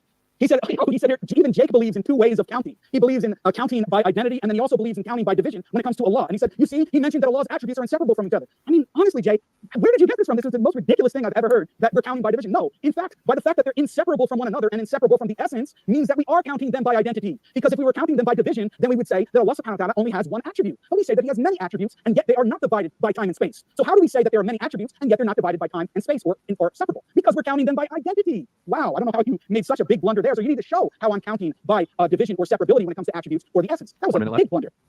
Okay, so here we go. The next part here, where Jay mentioned about the indexicals. I want to read a quote from one of his authors that he appeals to. Let me just bring it up here. Okay, so on indexicals, he says, well, Jake has a strange understanding of God's knowledge. Well, let's see if that's the case when it comes to these indexicals or the I. Well, I'm going to show you in a source here from Jay's own people that is exactly the case. If I can ever find a damn quote. Let me see here. Itself, the undercutting and the disproof of his nominalism. Jake doesn't appear to be aware of classic critiques and refutations and questions for the nominalist empiricist tradition, which he's aligned himself with. Further, I would add to, I didn't delay the debate just because I needed to read one book. I asked him if he was willing to delay the debate because it's relevant for the debate that we're having, and it's a newly published book about the school of theology that he believes in. So that was the real reason. But then he knows that, but he's just looking for anything to grasp at this point. So again, let's get back to this point about what empiricism and nominalism says. Empiricism says that we begin our theology from sense data. I made the argument that we can't even know that the peripatetic axiom is true on the basis of sense data. There's nothing in sense data that tells you that knowledge comes from sense data. And if that's the case, then all of the arguments that David Hume makes about identity over time, meaning over time, those are all arguments. And you'll notice that if you paid attention to my slides and my talk, I did give arguments. I listed many arguments. And it's true, I did focus on Jake's position because I knew we would get to the Trinity in later discussions in the debate. I'm happy to defend any of the arguments that Jake has against the Trinity. But I want to know that Tawhid actually makes sense. And Jake said that he made all of these arguments that I didn't address. I didn't actually hear an argument. I heard a bunch of assertions as to what his position is about the creed, what his position is about unity. I didn't actually hear an argument. So I don't think Jake understands the difference between asserting something and actually claiming something. I actually went into multiple texts, multiple scholars. I didn't just rely on one. And by the way, I want to address that he's wrong about what he says about, first of all, Boyarin. I didn't claim that those Jewish theologians taught the Like, what's the argument? Like, you guys believe that there's only one God. Like, you just mean something different when you say, well, there's only one God. Like Jake clearly criticized the contradiction in the concept of Trinity. Like, you cannot say that there's only one person, but that person also has the attributes or like properties of three different persons. So that's a contradiction. So there's your argument. So if it doesn't make sense that there can be one person with attributes of three person, then obviously the one that doesn't have this problem, which is the Tawhid, makes more sense. If you use simple Occam's razor, that's the one that makes the most logical sense. So like that's the argument. So what's the issue here? It's like he doesn't understand the argument that Jake made, and he's just attacking him without understanding what he said. Yeah. You add something? Yes, exactly. Yeah, I mean, he's just he's repeating he's repeating he's repeating an Ash'ari argument and just adding on to his own understanding or misunderstanding with regards to Tawhid. He's not you he mentioned doesn't really earlier. understand what the Tawhid is. So He doesn't understand Tawhid. Let me explain. Like for Christians like him, Tawhid basically means three things, right? Tawhid, Rububiyyah, Uluhiyyah, and Asma Sifat. What it basically means is that when it comes to worship, when it comes to belief, we believe that there's only one God. You cannot take partners with that. When it comes to worship, we believe that there's only one God worthy of worship. You cannot take partners in that. And we believe that he has many attributes, and you cannot take partners in that. Or basically what that means is that you cannot say the attributes of Allah subhanahu wa ta'ala can be given to attributes of someone else. Brother Dread Inside says, Assalamu alaikum, brother. My good friend of mine. Bro, how are you? Yeah. Wa alaikum salam wa rahmatullah. Yeah. Good to see you. How are you, bro? It's good to see you. So, yeah, basically, these are the three things that we Muslims believe. Now, where Christians go wrong is, I think, the second one, where they believe that there's only one God, or they claim that they believe there's only one God, but then they give worship to something other than that God, right? They give worship to Jesus. They give worship to the Spirit, right? Obviously, that's shirk. That's completely against our belief. So this is where they're going wrong. And also, this creates logical problems. Like, Brother Dredin says, I'm fine, thank you. Alhamdulillah, bro. So, yeah, first of all, he doesn't understand what our Aqidah is, what our belief is. And then he's trying to criticize it based on someone else's writing that he probably doesn't understand that either. So it's kind of funny to see him kind of waffle.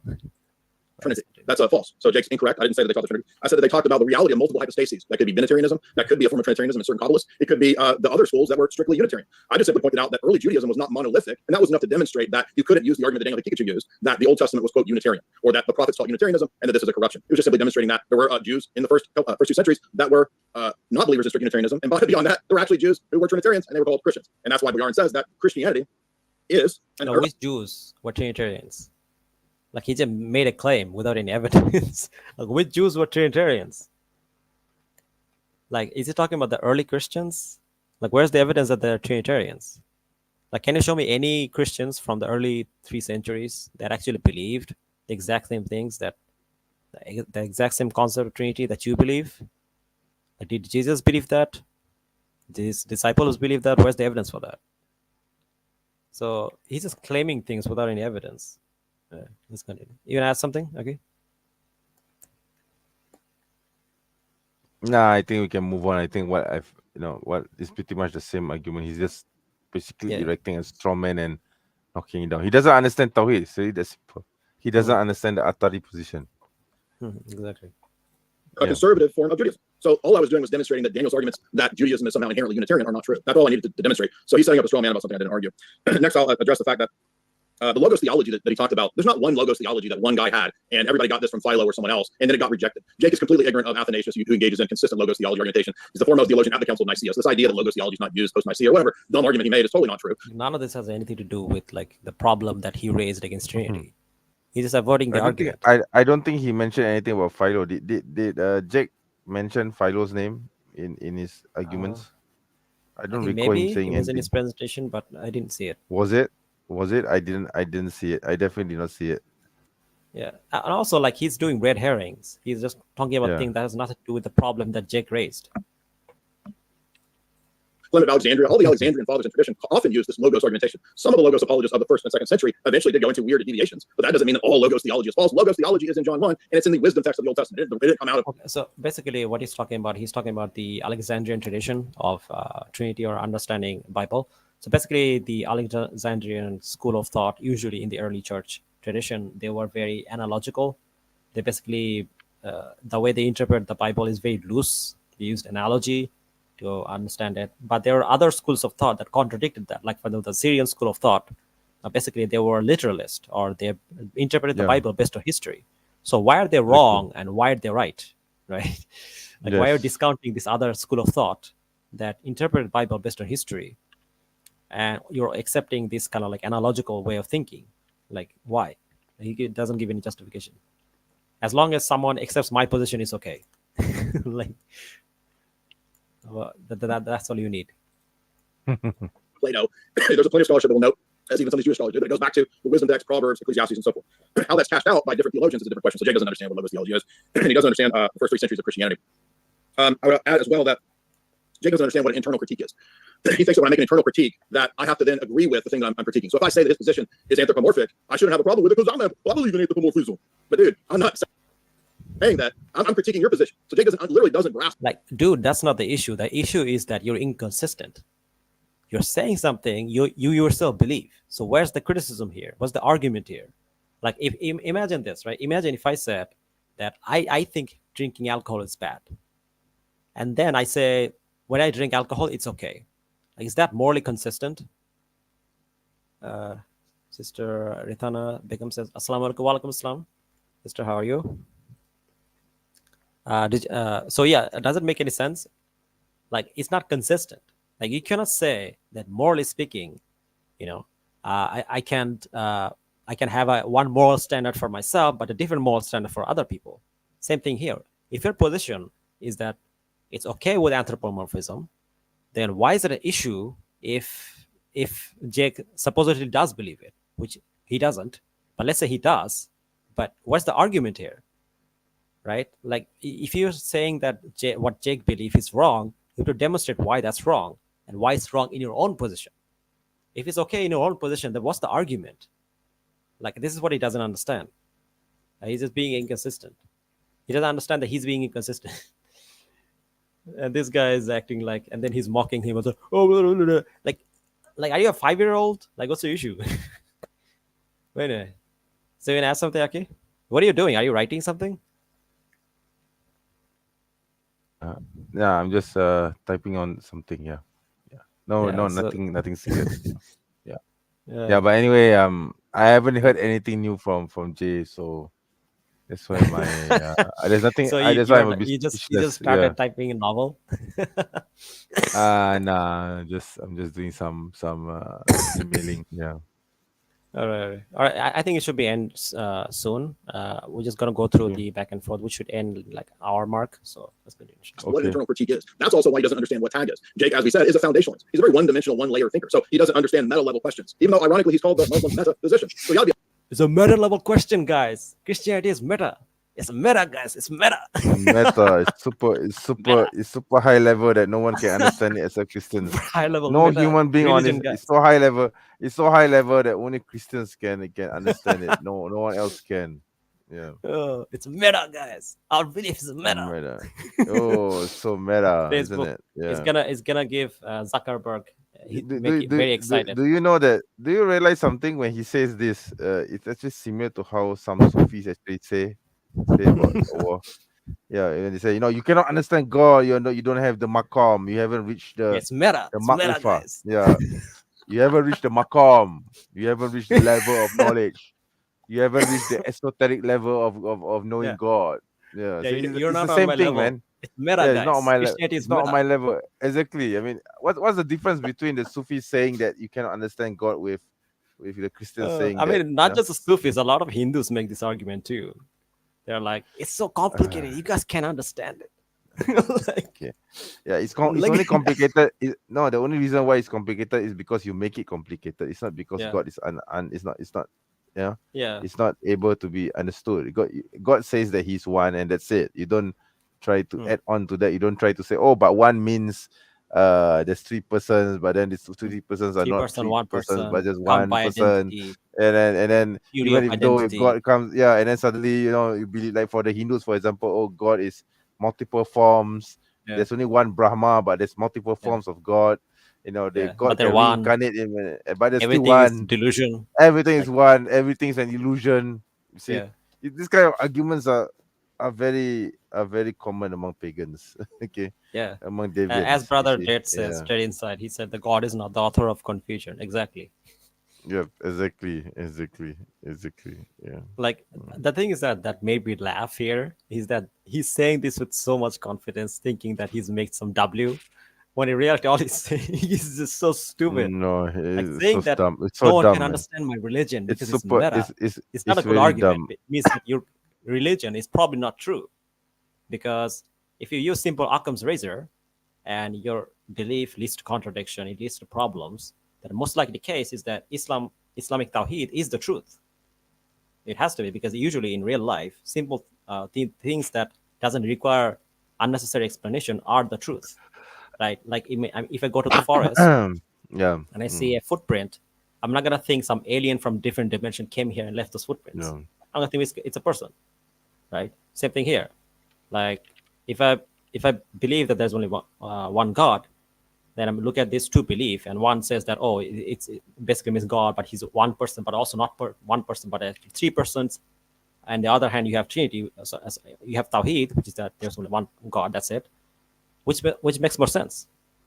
The one that says that there's only one God makes more sense, because the other one leads to contradiction. It leads to problems. Yeah. So the chances of that being accurate is Exactly. very low. So yeah. be at least aware of what metalogical issues are. That's Yeah. what the transcendental argument is. Yeah. You ought to be aware of metaphysical Metalogical, guys, metalogical. Christianity is metalogical. issues. I don't think he actually is. I think he copies and pastes I out don't of believe he actually said that with like a serious face. Oh my God, I don't know how did this guy manage to actually say that with a straight face. I would have laughed, honestly. the various scholars that fit his needs. For Jake example, is actually God. composing his support quite well. Is Not- Jake laughing, by the sorry. way? Jake's not laughing. No, he's not laughing. I would have laughed, honestly. Rogers uses analytical William Lane Craig when he's so he's just picking and choosing when it fits the case, and he also seems to remove his positions in the midst of various debates. He has a history of that. So I'm interested to see where he's going to go when we ask him about the attributes, whether they possess a deity considered in themselves or not. He said that inseparability is not counting by division, it's counting by identity. And then he proceeded to say that because we identify Allah's essence as one. He totally missed the point that I said. I said that he does both. That was the argument I made. I didn't say that he only counts by division by using the word inseparability. But he doesn't even seem to realize that in the ancient medieval world, whether it's Al-Ghazali, whether it's Aristotle in category 6, whether it's the Cappadocians, whether it's Maximus, whether it's the Nicene Creed, the ancient world consistently and commonly thought about counting by division. We use this argument all the time, especially when we refer to Maximus in the Ambigua. I think it's question 1, where Maximus talks about unity being a single monad and then division being the separability. Yeah, except your argument is that, Sister Ratha Begum says, I got to go. No problem. We're here, inshallah. I'll watch it later on. The confusion that he has is that he's confusing between personhood versus attribute. These two things are not the same. Yeah. A person can have many attributes, but a person cannot be two different persons at the same time. No. Like, you're gonna have one essence and two different persons. Yeah. That's not the same thing. Exactly.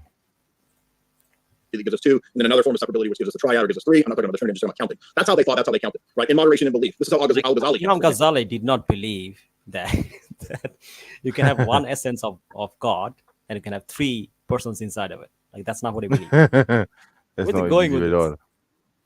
I don't So know. it was common in the ancient world. Jake doesn't even know this. He thinks that it's something that was made up, and he thinks that everybody just quote counts by identity. He says in one of his debates, "This is just how we count the day. It's like we count the day like this. How come others don't even count like that? Not even aware that this is Like, meta, guys, meta. What? My belief is so meta. What? No one understands What? it, boy.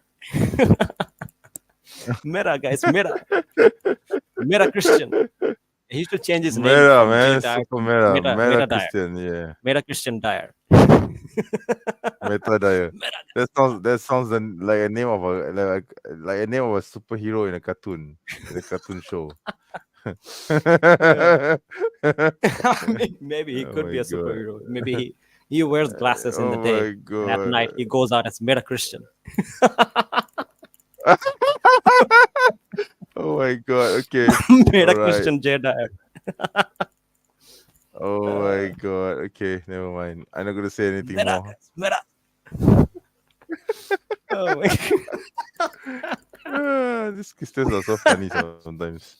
God. this is how people counted in his own Islamic schools. Maybe not his school per se, because this wasn't an issue of debate. But Al-Ghazali counts this way. I can show you in moderation and belief where he counts this way. For example, it's the 10th proposition. Here we go. Oh, he ain't got no Islamic books. He ain't got no reading. Oh, really? How about this right here? Where Al-Ghazali in the 10th proposition? Meta, look at this book I got. Meta book, meta.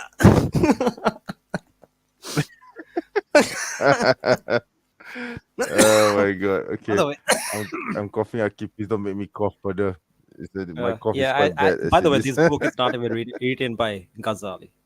Look at this. Others don't even count like that. Not even aware that this is how people counted in his own Islamic schools. Maybe not his No school. one counts like that. What is he talking about? Does he think that people say when they say one, they mean 3 different persons? Like, who counts like that? Like, who? Like, did Jesus ever count like that? When he said that, oh, I'm a one person, but he actually referred to like all his disciples. Like, where's that? Like, where's that in the Bible? Like, what's he talking? Yeah, He's talking exactly. nonsense. Exactly. Per se, because this wasn't an issue of debate. But Al-Ghazali counts this way. I can show you in moderation and belief where he counts this way. For example, it's the 10th proposition. Here we go. Yeah, written by Allah, the name Yaqub. It's not even written by Ghazali. Oh, he ain't got no Islamic books. He ain't got no reading. Oh, really? How about this right here? Al-Ghazali is counting by Aladdin division. and So, Yaqub. he doesn't know what he's talking about. When we came to the body parts, however, I didn't say that Ibn Taymiyyah He gave reads no one kind of book and he direct thinks. meaning. I said You know one thing I So, noticed about Jay. Mhm. Do you know one thing I noticed? Something about Jay? He reads one book and he thinks he's already an expert on Al Ghazali. People actually Yeah. take years and years to write a thesis on Al Ghazali's book, but this guy thinks that he has understood what Ghazali is trying to say in just one book, Yeah. in just one sitting. Wow! Yeah, Oh, this guy must I be think, a I genius. think, Meta genius. yeah, I think, if I'm not mistaken, didn't Ibn Taymiyyah Yeah. criticize Ghazali and his position? I think he did. Yeah, I think he Yeah, did. I think he did. So, like, even if Mm. that's the case, that I think there's a critique of him by Ibn Taymiyyah anyway, or other scholars. Yes. So it doesn't necessarily mean exactly. he's correct. So again, he's Mm. like cherry picking. He's taking a scholar. I don't even know if that's Ghazali's position. Obviously, he doesn't believe like what he believes in. So like he's Yeah. probably just strawmanning him anyway. But Yeah. but like no one counts like that. Like how Christians count No one counts like that. No one says you can have one essence, and then you can have three different persons inside it. No, Like no, we no don't one, use we no don't one have does this that. this term It's persons not even in doesn't the exist Bible. in Islam. Yeah, it doesn't Yeah, exist. it's not even in the Bible. Where is it in the Bible? Yeah. Where is the Bible I author mean, quoting one? I mean And then say, the concept of persons is not even in Islam. We don't have this nonsense of God Mhm. can split himself into three persons and so on. You see, Mhm. yeah, Yeah, so it's Brother totally Amos has fallacious. said, Yeah, if Jesus is God, crucified and died, and Christians will say only the human side of Jesus died, not the divine side. It doesn't make sense. Both sides will automatically die. Exactly. Because the thing is that they're supposed to be co-eternal, co-equal, right? yeah, So are you saying that yeah. parts of him died? So parts of God is dead? Maybe Like, parts of God can split themselves and die. One of them died, so the other yeah. part doesn't Then get. I don't know. how's God perfect? Is Then half God is not perfect? perfect because half died or But you quarter don't died. understand. It's meta. It's meta, guys. Bro, it's meta. I think one third died. So if God is three persons and one of them Yeah. died, it means God is Yeah. 2/3, Yeah. 2/3. right? Yeah. 2/3. My Meta, guys. God. Meta. Okay. 2/3 God. We worship 2/3 2/3, God. Meta. 2/3 God, right? Because God died. Yeah. Meta religion, guys. God. Now the funniest part is that God tasted death. God is supposed to be above death, and yet God dies like a normal being. Doesn't make any Yeah. sense, right? Yeah. Jake said, well, there's a place in the Suleiman book where he says that it's perfectly fine to speak this way. I didn't say that. I never claimed that. I claimed that he contradicts by saying two different things. So again, Jake didn't even understand the argument, or it went over his head, or he just didn't want to address it. And Jake again has a notorious history in debates, not addressing any actual arguments. He blows past them, and he literally thinks that asserting something is an argument. And you can see that when he came to the treatment of tag. Tag is a meta-level argument about arguing and logic itself. And Jake said, Meta. Here it comes. Meta. Meta, Bro, are you ready for the meta guy. argument? Oh, let's see. Meta all the Meta way. argument, bro. Let's go. well, what's the argument of the logic today? Meta. Yeah, exactly. It's a pre-conceptual, preconditioned type of argument. Go, Now, Meta, Jake is an empiricist, go. and empiricist. I would think he would be pretty familiar with the ideas of analytic and synthetic truths and a priori truths. How much? 1 minute left. 1 minute. But he doesn't seem to be aware of those things at all because his treatment of Yeah. When he says 1 minute, remember, Jay, when he says 1 minute, he actually means 3 minutes. 3 minutes in 1 minute. You know, because in essence, minute is one. But in reality, but- in properties, it is actually 3 minutes. But it's meta. So it makes It's sense. meta, isn't it? It makes sense, right? Only to So him. meta, guys. yeah. Oh my god. empiricism is naive empiricism. And again, when we get into cross-examination, we're going to see that does he believe in self-evident truths like his masters and his teachers do? And he says that, well, even to me, a book's not even relevant for this debate. Yeah, you said it is relevant because you said that he's your Palamos. So why would he not be relevant for the debate when for us, he's Palamos is a pillar Like, of orthodoxy. no one is saying Ibn Taymiyyah is not relevant, but you're too stupid to understand what Ibn Taymiyyah is even saying. And you didn't give any justification for why Trinity makes sense. So I think it's completely valid for us to point out, hey, look, we're giving criticism, but you keep whining about Ibn Taymiyyah, which has nothing to do with my argument. It's a red herring. Like, you have to be a literal child to not understand this.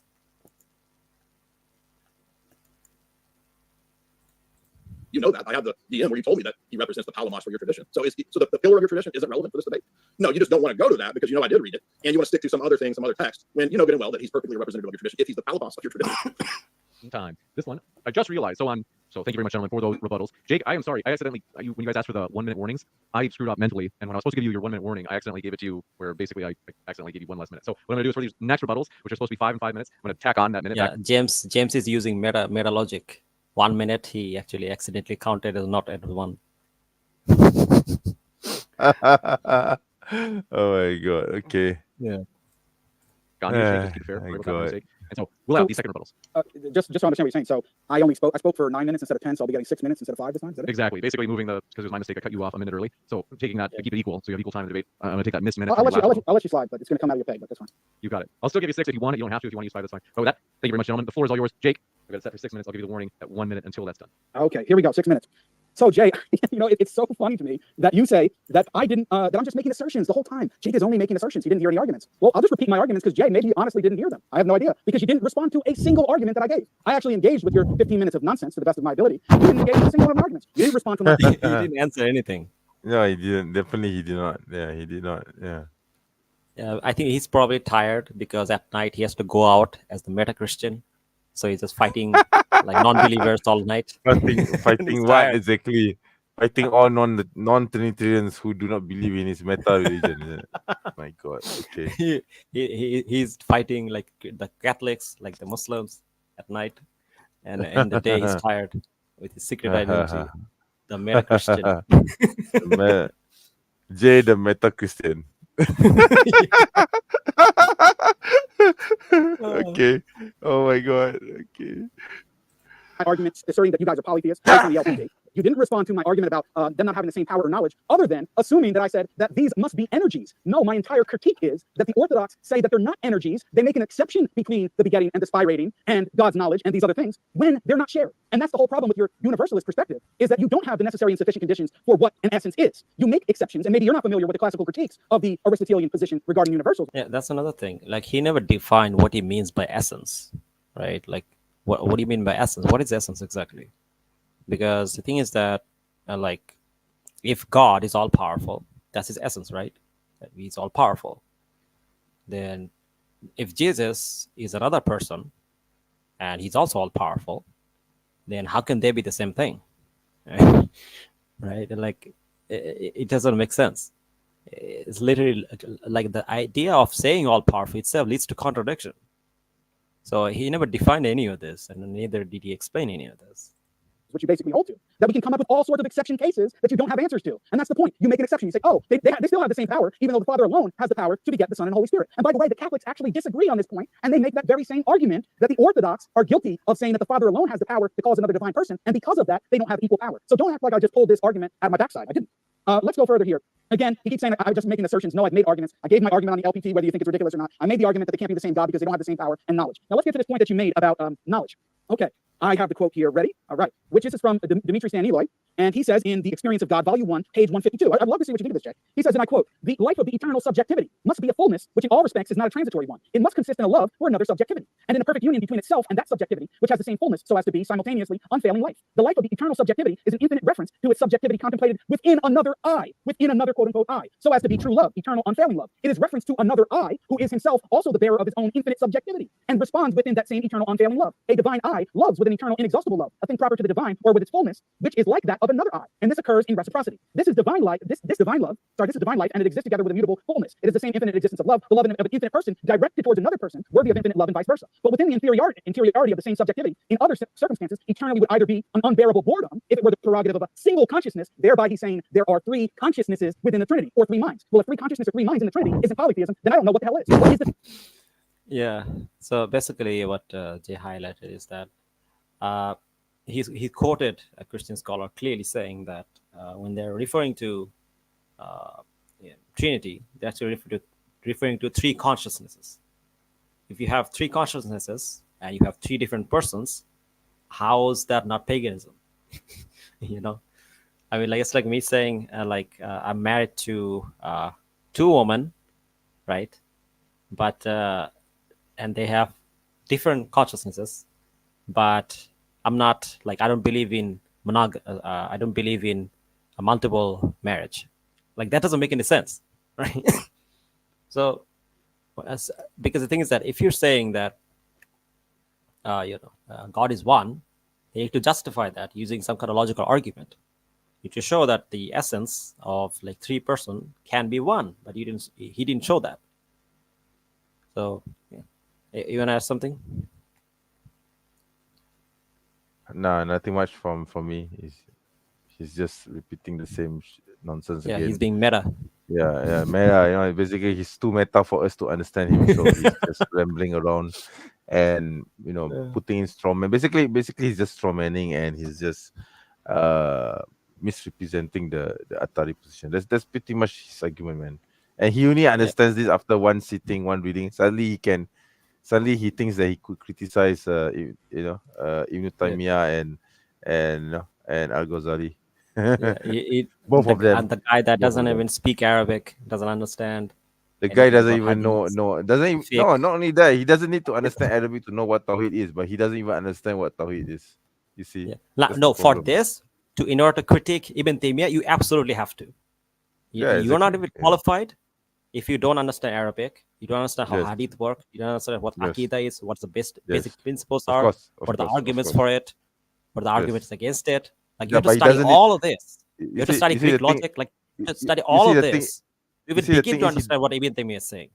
yeah, the thing is he didn't even need to go that high. He doesn't even need to talk about Ibn Taymiyyah or Al Ghazali. He just needs to address the points about Tawhid. That's it. He doesn't need to talk about. Yeah. He doesn't need to bring in Ibn Taymiyyah, Al Ghazali, and attributes of God. Blah blah But it's blah. meta, bro. It's meta. I mean, let me let It me still try and makes play me the. laugh. Like I See, can't believe he said I, that.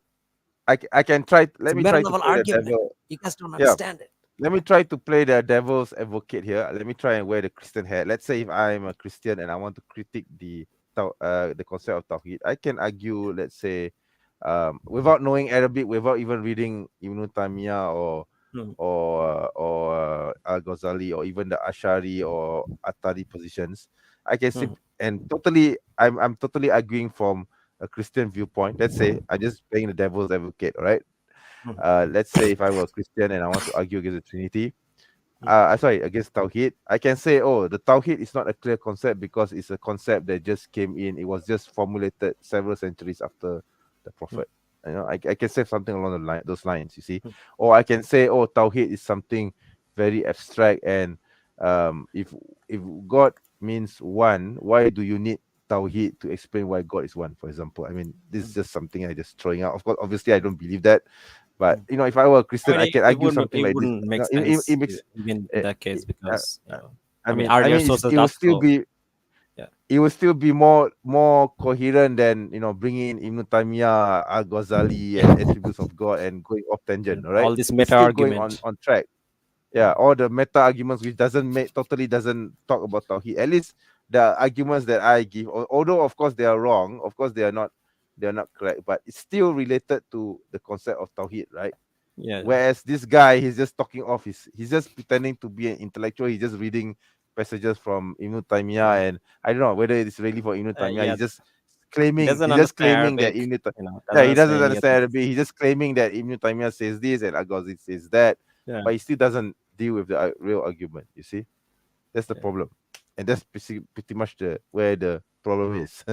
You see, Yeah. you can see Jake is grinning there. Look at that. You took a screenshot of him grinning. He's grinning.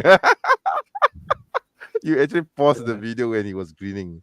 Okay. Now let's continue. Oh my god. Oh my the god. standard. Okay. And he's saying that that is the contemplation of another consciousness, or else an absurdity if it were prerogative of a substance of law that was aimless. He's basically saying, oh my God, God would be bored if he didn't have another God to sit there and talk to. Okay, so don't make it seem like, oh, Jake has no idea. The Orthodox don't have this concept of knowledge. Well, what is he talking about here in the subjectivity of the different divine persons? They have a self-referential I, which accounts for the mutual love. Otherwise, they would all be bored.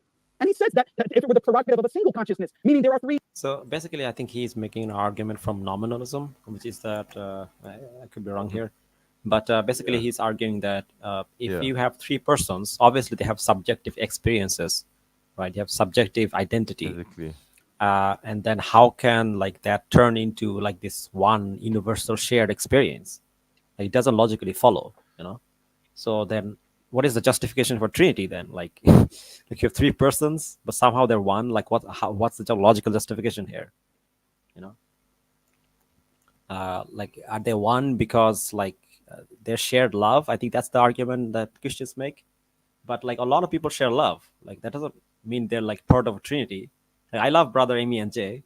Are we like part of like duality, like or something like? What is it? My god. Okay. Oh my god. Okay. Yeah, so yeah, he's pointing out this absurdity.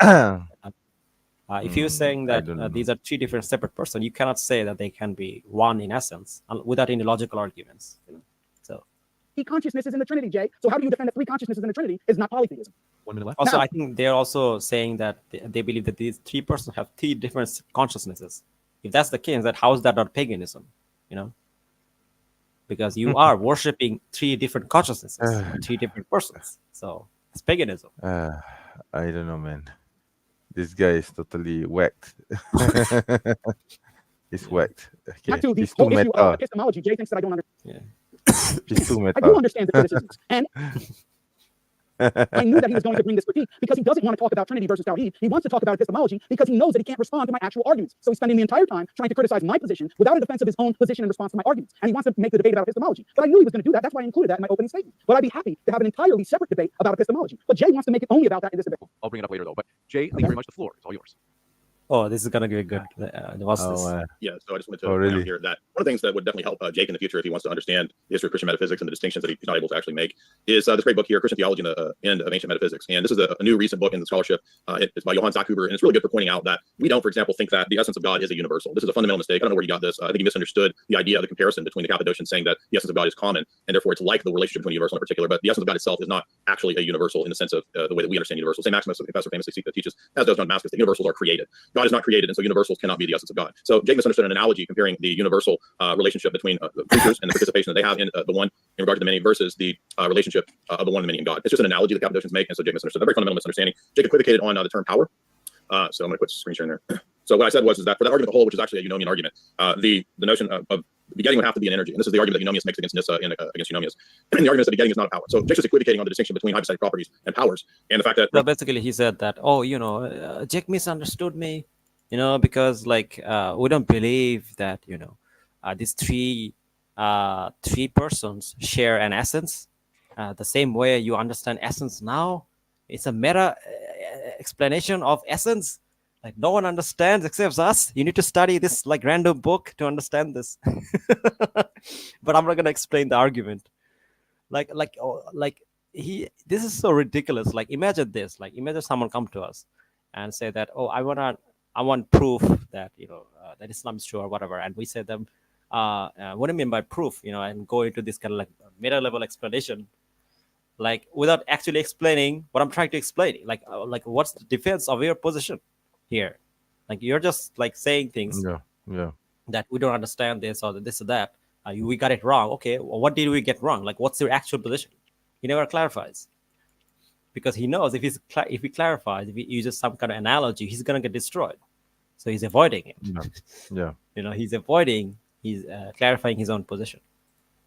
Roman Catholics claim this really has nothing to do with our debate. Roman Catholics claim all kinds of things. Jake doesn't believe in Roman Catholicism. So he wants to try to use an argument as if that would have any weight in this debate. Really doesn't matter what Roman Catholics say. He says, I didn't reply to the LPT. I did reply to the LPT. I pointed out that his argument and his use of it relies on counting in one way, counting by identity. I specifically addressed twice now that both of us count by identity and both of us count by division. I gave multiple people in the past to count this way. Jake ignored all that. Jake acts like this is all made up. And in recent live stream talks, he's actually acted like, why don't y'all count the way everybody does today? I'm not even aware of the basic fact that the ancient medieval world counted also this way. I mentioned in my opening statement. Yeah, be a meta Christian like me, Jake. Be a super meta. Be a meta Christian like me, Jake. Be a meta Christian who counts 1 as 3. Be a meta Christian. Bro, I mean, the meta Christian like Christian. him. And The count meta 1 Christian. as 3 and 3 as 1. My God, this guy. Oh my God. I don't know what to say. I'm First order and speechless. second order Yeah. position. That certain things can be counted by identity and certain things can be counted by division, even back in the ancient medieval world. This became a medieval distinction. First order, second order. No one counted this way, you doofus. Like who counted this way? Did Jesus count it this way? Did his disciple count it this way? Yeah. Jay the mental Christian. Brother Dred says Jay the mental Christian. Yeah. Yeah. No, he's the meta Christian. Yeah. In position. If you want to go back to my opening statement, I said that you could think of things like, let me see where I put this.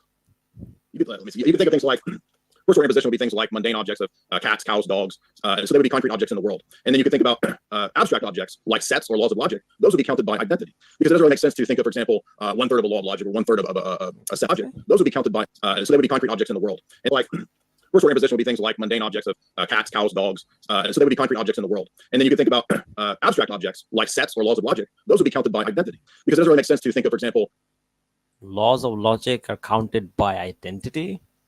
What is he talking about? Like, laws of logic is not the same thing as cats and dogs. You do understand that, right? Like, is he literally saying that cats and dogs is the same as laws of logic? Like, this guy's so stupid. But what's he saying? Again, like he's using false equivalence. I don't know what 1/3 of a law of logic or 1/3 of a set of things, right? So abstract things in this case, created abstract things, would be counted by identity. But things that Okay, so I think what he's saying is that abstract things are counted differently than objective things, like or things in the real world. Yeah, that's because abstract things is not the same thing as real things in the real world. Like these are not the same thing. So what does that has to do with you believing that you can have one essence and 3 persons. Like nothing.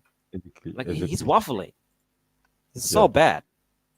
that might be parted or are divisible have to be counted by division. And this is actually in even today's literature. So Jake's acting like, we don't count this way today, dog. We don't count this way today. Oh, really? Well, I mean, I've got Yeah, we academic. don't.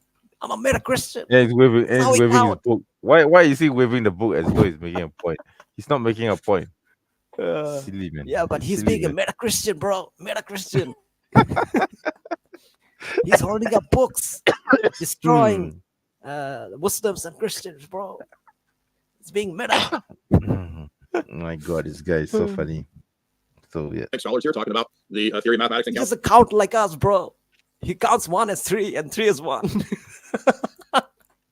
Oh my God. Okay. If you count 1 as 1, you're a stupid, unmeta Christian, unmeta person. You're only a meta person if you count 1 as 3. Mhm. Oh my God. Things like the David Leaksman paper, where he goes into great detail arguing that, no, actually, we do still count by division. You just have to be more nuanced about it. I specifically argued again that Jake, in his own accounting for the attributes and the essence, also counts by identity and by division. And he used the very terminology that relates to counting by division. And he got upset by that. He got a little rattled and had to say, that's not what it means, bro. That's not what it means, dog. By division. And he used the very term about it. I specifically argued again that Jake, in his own accounting for the attributes and the essence, also counts by identity and by division. And he used the very terminology that relates to counting by division. And he got upset by Yeah, attribute and essence are not the same thing. that. He got a little rattled and had to say, that's not what it means, bro. That's not what it means, dog. Now, he mentioned the idea of Unitarianism in modes. Jake doesn't understand the difference between person, nature, and mode. It's very important for Trinitarian theology to make a distinction between hypostasis, nature. Oh, here we person, go, bro. He's going meta again. It's chapter jackets. Meta meta. again. Oh yeah. and mode. Mode is the way that a thing Meta. exists. Islamic theology is kind of all over the place, and they use modality in a lot of different ways. It's kind of unclear and contradictory between the different Islamic things as to what exactly they think modality means. Sometimes it relates to parts-whole relationships. Sometimes it means relation to other objects, and sometimes it means the actual way that the mode in which it exists, the way a thing exists, or how it exists. So in Orthodox theology, we're using it in a sense of how a thing exists. Pardon me, Mr. Reminder. So off today. So thank you very much. We're gonna kick it over to we're changing it up. And that like proves what exactly? Like they're saying the mode of being is something different. Okay. But what does that has to do with Trinity? Like how does that logically explain Trinity? The format. We're now going to the 3 sets of 7-minute cross examinations. This is going to be more formal for a Wait, cross examination. wait, All right, so wait. we're almost at the end. There's only 7 minutes left Okay. of the debate. So Okay. let's finish this and then we'll end that. Right. Or just questions on one side and just question or just answers on the other side. With that, Jake, the floor is yours to interrogate Jay right now. Okay, just give me 1 second because I'm starting the time machine. Okay, I'm ready. Jay, so you said that you're wondering where did I get this idea that the divine essence is a universal? So let me read you from your good friend Dr. Bo Branson in his PhD dissertation on page 168 on the section 4.2.1 Uci and hypothesis. In Gregory of Nyssa on universals, Richard Cross argues persuasively, in my view, that St. Gregory and St. Basil both use the term ousia synonymously with nature, and they conceive of this as a universal. And then in the rest of the section, he goes on to explain just that the divine essence is conceived of as a universal by the Cappadocians. So what do you have to say in response to your buddy saying that? Yeah, the Zach Huber book actually treats this, that the notion of universal evolves over time between the way the Cappadocians use it and the way that the post-Chalcedonian fathers use it, the John Damascus and St. Maximus. So what's relevant for our debate in terms of human universals is not whether or not God's essence is common, but whether or not there are created universals. So that's what I was talking Yeah, but about. my question is, does Bo Branson believe in this passage and what he argues for in his dissertation that the divine essence is a universal? Yes or no? You're equivocating on the term universal. Does he say that the divine essence is a universal? You're equivocating on the term universal. Okay, so you No. He What? claimed that there's no universal. What? And now he's saying What? that his own scholar is saying that yes, there is universal, like the essence of God is universal. And now they're saying that they don't mean universal the same way that we mean universal. Like, then what do you mean? Like, what's your position? Like he's saying he's meta, so that explains everything. He likes to waffle. I noticed that Jay likes to waffle a lot. Yeah. No, I think when Jake has him cornered, he doesn't want to explain or explain his position, because if he does, he's gonna get destroyed. So he's just avoiding it, running away from it by saying that it doesn't mean what you think it means. I'm being meta. Then what does he mean? Then what does he think it means? You see? Yeah, exactly. That's And the whole- remember the only explanation I heard was stupid one. He's saying that abstract things are counted differently. Yeah, but abstract things are not the same as like a person or like an objective thing on the ground. Like this is a one phone. This has nothing to do with some abstract concept of like identity or like whatever, right? So okay. How we count is still relevant. It's not different.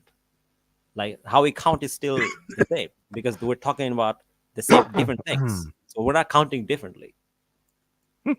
Okay. Do you think universal? Do you think I'm universal? gonna move on. I'm gonna move Oh, on. so universal only It's has one clear- sense. I'm gonna move on because it's It only clear to has the one audience. It's clear to the audience that you can't say that. Now let's move on to the Well, LPT. You claim that I'm counting by division within God. Explain how I'm counting by division within God. When you use the term inseparable, I use the term inseparable means I'm counting by separation means division. division. Separation means How am I division. using that to count? Well, you said that the attributes are inseparable. Exactly. But how many attributes are there? Are there one or many? Well, is God's essence one? How many attributes are there? One or many, according to my position? You believe in many. Okay, they're many, and yet they're inseparable. So if they're inseparable from each other, and there's many, how am I counting by division, genius? No, in terms of Exactly. Like I mean, like he's saying that you're counting by division, but having different attributes doesn't mean you're counting by division. Yeah, It's mean you have many attributes. exactly. so the essence you count by division by saying that it's one. No, there's one essence. Right. That's Where's no, he's it? undivided, correct? Where is there a counting by division? There is none. Okay, exactly. It doesn't So mean let's that move it doesn't on. mean that you're saying You that made a Also, huge- like, how does that justify your position? You believe that you have many different persons. Again, personhood is not the same as attributes. You're not gonna let- it doesn't mean that you think understand. You don't even understand the basics of this conversation. Let's I do move on. understand the basics. Let's move on. you don't understand that you Now, don't use the word. now let's get to some other issues. What is the difference between tafwid al-mana and tafwid al-kayfiyya? I don't know your terms. You don't know. No. So you have no idea what that means. No. Okay, and yet you think you're able to critique our position when these are basic terms. Is your religion made for all Exactly. the world? So Is it just for Arabs or all the world? No, but even when I'm critiquing the Trinity, I'm aware of the basic terms of what hypothesis is, what Well, I know a is. I understand the basics. Is this a debate about grammar? This or is a debate about the fact that position? you're ignorant of our tradition. Thank you very much. Now, So let's move on. you wanna make it about Let's move on to the next question. Why is it problematic to believe that the persons are identical to the essence, as Thomas Aquinas and many Catholics hold? Why is that problematic? Because it basically ends up in reducing person to nature and would be modalism. Okay, so would you consider that position heretical? Yeah, if you mean identity in the sense of reductionist identity. Okay, so the Trinity, if you conceive of when you say the Father is God, that the Father is identical to God, would you agree that that's logically problematic because then it would follow that the Father is identical to the Son?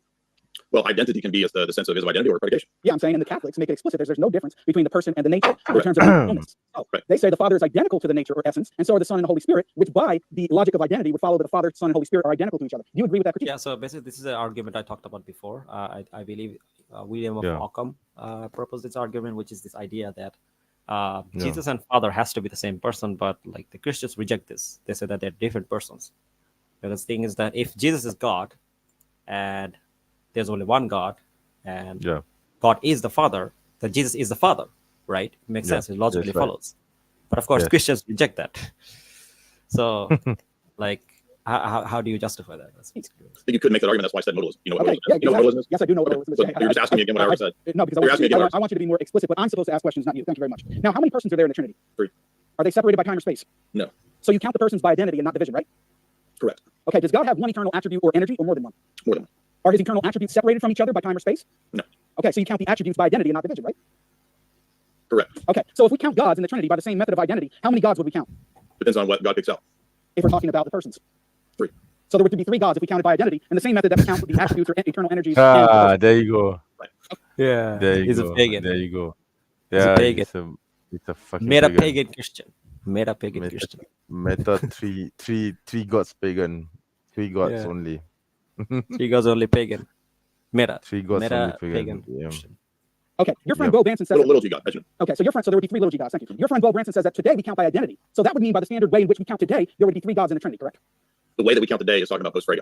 Okay, so And Bo that's Branson says, analytical I'm going to quote what he philosophy. says. I'm going to quote what he Nothing says. by it. So Today we count. So you don't Fs. want me to answer any Today we questions. count. No, I'm answering. I'm going to give you more. Yeah, you're answering. Yeah, you're answering. Today, You ask the questions and then you today we count Fs by one logical subjects that are discernible from, or at least not identical to one another, and are F. That is, X and Y are if X and Y are different in any way and are both F-ish, we count them as 2 Fs. So that's in his explanation that we count today by identity. Yet you're quoting these other sources, which is not even my argument. My argument is that you're inconsistent in your methodology. So do you have No, any- only if you think that you have- count in one way. No, it's not about one counting. I already What guessed is- it. I already gotta, addressed it. I gotta see if you can ask a question, Jake, just to keep it as strict as Yeah, I'm possible. going to ask you a question. What is the justification or argument for why we must count persons and attributes in God by identity, but count gods by another method, other than simply trying to avoid that you're a polytheist? By the example that I gave from first order and second order imposition and the way that all of the ancient world counted. So there is no justification. That You're not was, All of the ancient world counted one god as multiple gods, guys. That's how they count. Brother, Dread Boy, Insights these says, guys sorry, are I'm choke, not man. clear. Does Jay saying there are 3 different persons in the Trinity? Yeah, that's exactly what he's saying. So basically, his position is Yeah. that there's one essence and there are 3 persons. But the 3 persons Yeah. are one because in essence, they're one, right? That's like me saying in Hinduism, we have multiple gods, but in essence, all those gods are the same God, which is Brahman, right? So Yeah. you have one God, right? But you can worship all these different other gods as well. So it's basically Hinduism. It's paganism.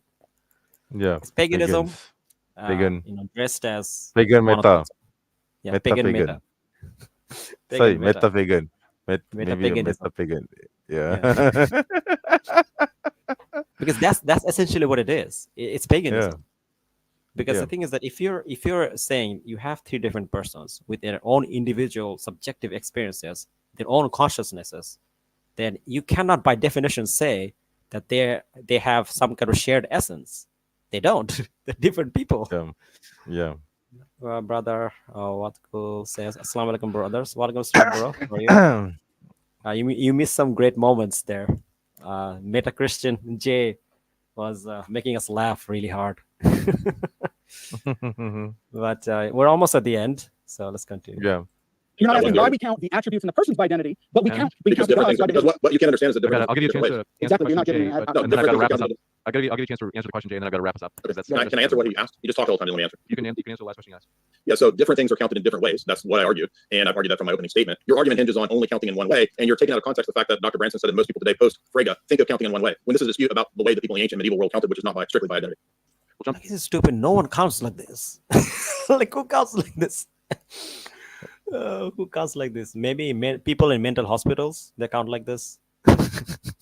Because they say that one person can be counted as 100 by essence. Like, so dumb. Same like Hinduism, I see. Trinity equal Trimurti. Yeah, exactly. As a matter of fact, they're very similar. I think I'm trying to compare how similar Hinduism is to Christianity. Because the thing is that, interestingly, a lot of people don't understand Hinduism. So if you actually look at the core fundamental belief for Hinduism, it's very similar to the Trinity. Very similar. Yeah. Yeah. I would even argue is. it's almost the same. I mean, it is. It is the same. There's no way it's not the same, right? Okay. Yeah. Because remember, they believe the same thing, because they believe that this Brahma, this concept of God, is shared by everyone. Christians Yeah, believe exactly. that this concept of Holy Spirit is shared by everyone, which is also the same as the Father and the same Yes. as Jesus. So That's right. it's the same thing. That's right. That's right. Into the 7 minutes of Jay interrogating Jake. The floor is all yours, Jay. Jake, you said that you're happy to affirm this sort of empiricist nominalist position, and that seems to necessitate the idea that all of the knowledge that we have comes from either sense data or relations of ideas. I'm just curious if you think that the peripatetic axiom itself is found in sense data. That's not my position. When did I ever say that I'm an empiricist? Well, if you're a nominalist, you're an empiricist. How does that follow? Well, How you're are you supposed to not ask an- a question. So you disagree with what most people in your tradition? No. So you're not an empiricist. I'm not an empiricist by the standard that you just laid out. Well, so you don't think the knowledge comes from sense data? I do, but I don't think it's limited to sense data. I didn't limit it to that. I said also. Yeah, you said- I said relations of ideas. Yeah, I don't think it's limited to those two. Okay, where else does knowledge come from? The fitra. And that is what? Do you know what it is? No, I don't. That's why I asked you. Okay. Well, The guy doesn't understand what fitra is. But he's a meta Christian guy, so his arguments are so meta-Christian. complex, you won't understand this. It's No meta. one understands it except for Jay. Yeah. Yeah.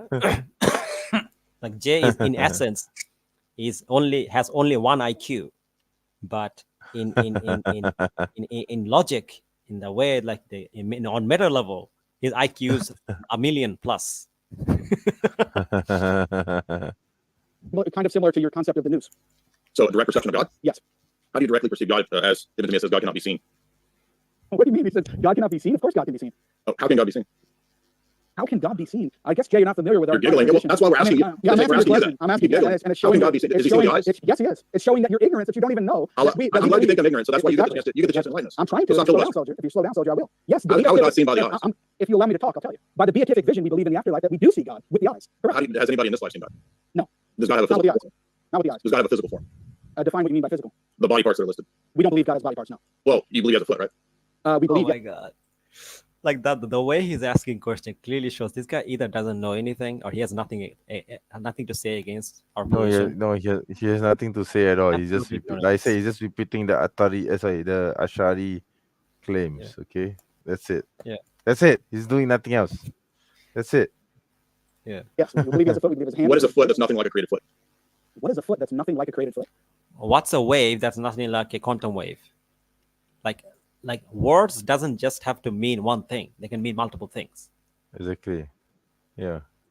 Right. The same thing that an essence is that's nothing like a created essence. Yeah, but our argument is not based on analogy for essence. I'm saying that any predicate that we ascribe to God in creation, there is a similarity in meaning, but it doesn't follow from that that there is What's a that meaning? similarity. What's that similarity meaning? Let me finish. Does not follow from that there is a similarity in ontology, which I is know that. completely I different. understand. No, I understand that that's the intimate position. So I'm asking, what is So the what's the similarity? problem with it? What is the similarity? What is the similarity in terms of the meaning? The color And of what the is that? You're just saying the meaning. What is Yes. that? So we know it based on the text. So if you go to the example, Is all that empirically derived? Is the meaning empirically derived? if you allow me to finish. If you go to the text that describe the yed or the foot, For example, the I hand. find it funny. So basically, he believes that when you can have one essence of God, but have three different persons, like that's fine. When in reality, you're just describing one as actually three, not on one. That's fine. But when we use the word, I don't know, foot to mean something different, all of a sudden you have an issue.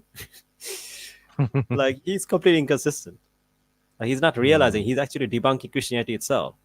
Because if Yeah. we apply this logic that words can only mean one thing, then Christianity is paganism. You know, like because you cannot count three persons as one. Like that's just not how it works. Yes.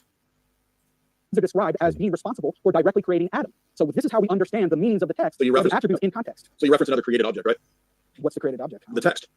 No, the text is not created. The text that you read is created, right? The papers and the ink is Yeah, created. exactly. That's the the papers. The papers and the ink, but the words are. That's called the text. I know you're talking about the eternal Quran. That's not what I'm No, talking I'm not talking about. I don't even believe in an eternal Quran. What are you talking about? So the text that you derive that knowledge from is empirical, right? The text that I derived, I don't understand. Yeah, The you don't understand the question. Exactly. No, I don't. Doesn't make any sense. Yeah, You think I believe in you don't an eternal empirically read the Quran? You Quran. don't know my position. You don't empirically read the Quran. Yes, we do. That was the question I asked you. So We read you did the understand it. You Quran. just don't answer. You understood it. No.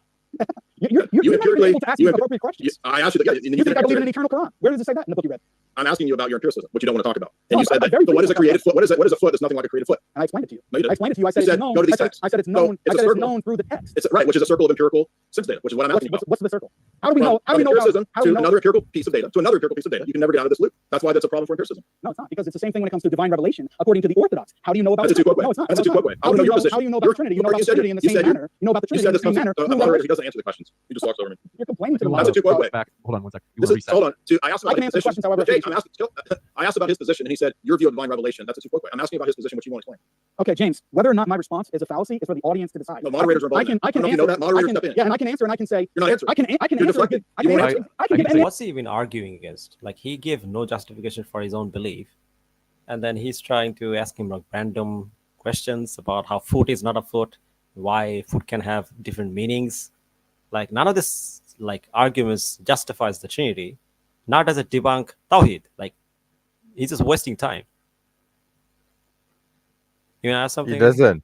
He doesn't. He doesn't debunk Tawhid at all. He's just Yeah. wasting people's time Yeah. listening to He's his just doing a meta bunch of red argument. herrings and trying to Yeah, get like yeah. gotchas, but it's not working. Yeah, it's not working at all. his meta argument is not working, guys. Yeah. It needs to yeah. be more meta. No. We only have a minute left in the section. More I can give meta. you Say anything you want, which is what you're doing. Exactly, I'm answering your question. You just don't like the answer. No, because saying you anything can't that you critique my want is Let's position. just do one last. Also, One like last. another thing, he's trying to say that, like, oh, you're reading the text, therefore it's circular. You're not as meta as me. Like, how else are you supposed to like read My text? God. You're supposed to like Okay. get some other meanings from the text. Yeah. Like when Allah Subhanahu wa Ta'ala says something, we have a way of how to understand that. You know, we use Yes. historical method because we believe these people as reliable witnesses. So we have a method by which we understand it. Yep. It's not like that. Like we subjectively read something, therefore it means exactly what we want it to mean. That would be circular. That's not what we believe. We believe we have a Yeah. complete method, external. We can be externally verified, where Yeah. we can go to the scholars and how they historically, they can show how historically people understood it, how the Prophet understood it, how his companions understood it, right? And you have a completely Yes. external method, so it's not circular in any way.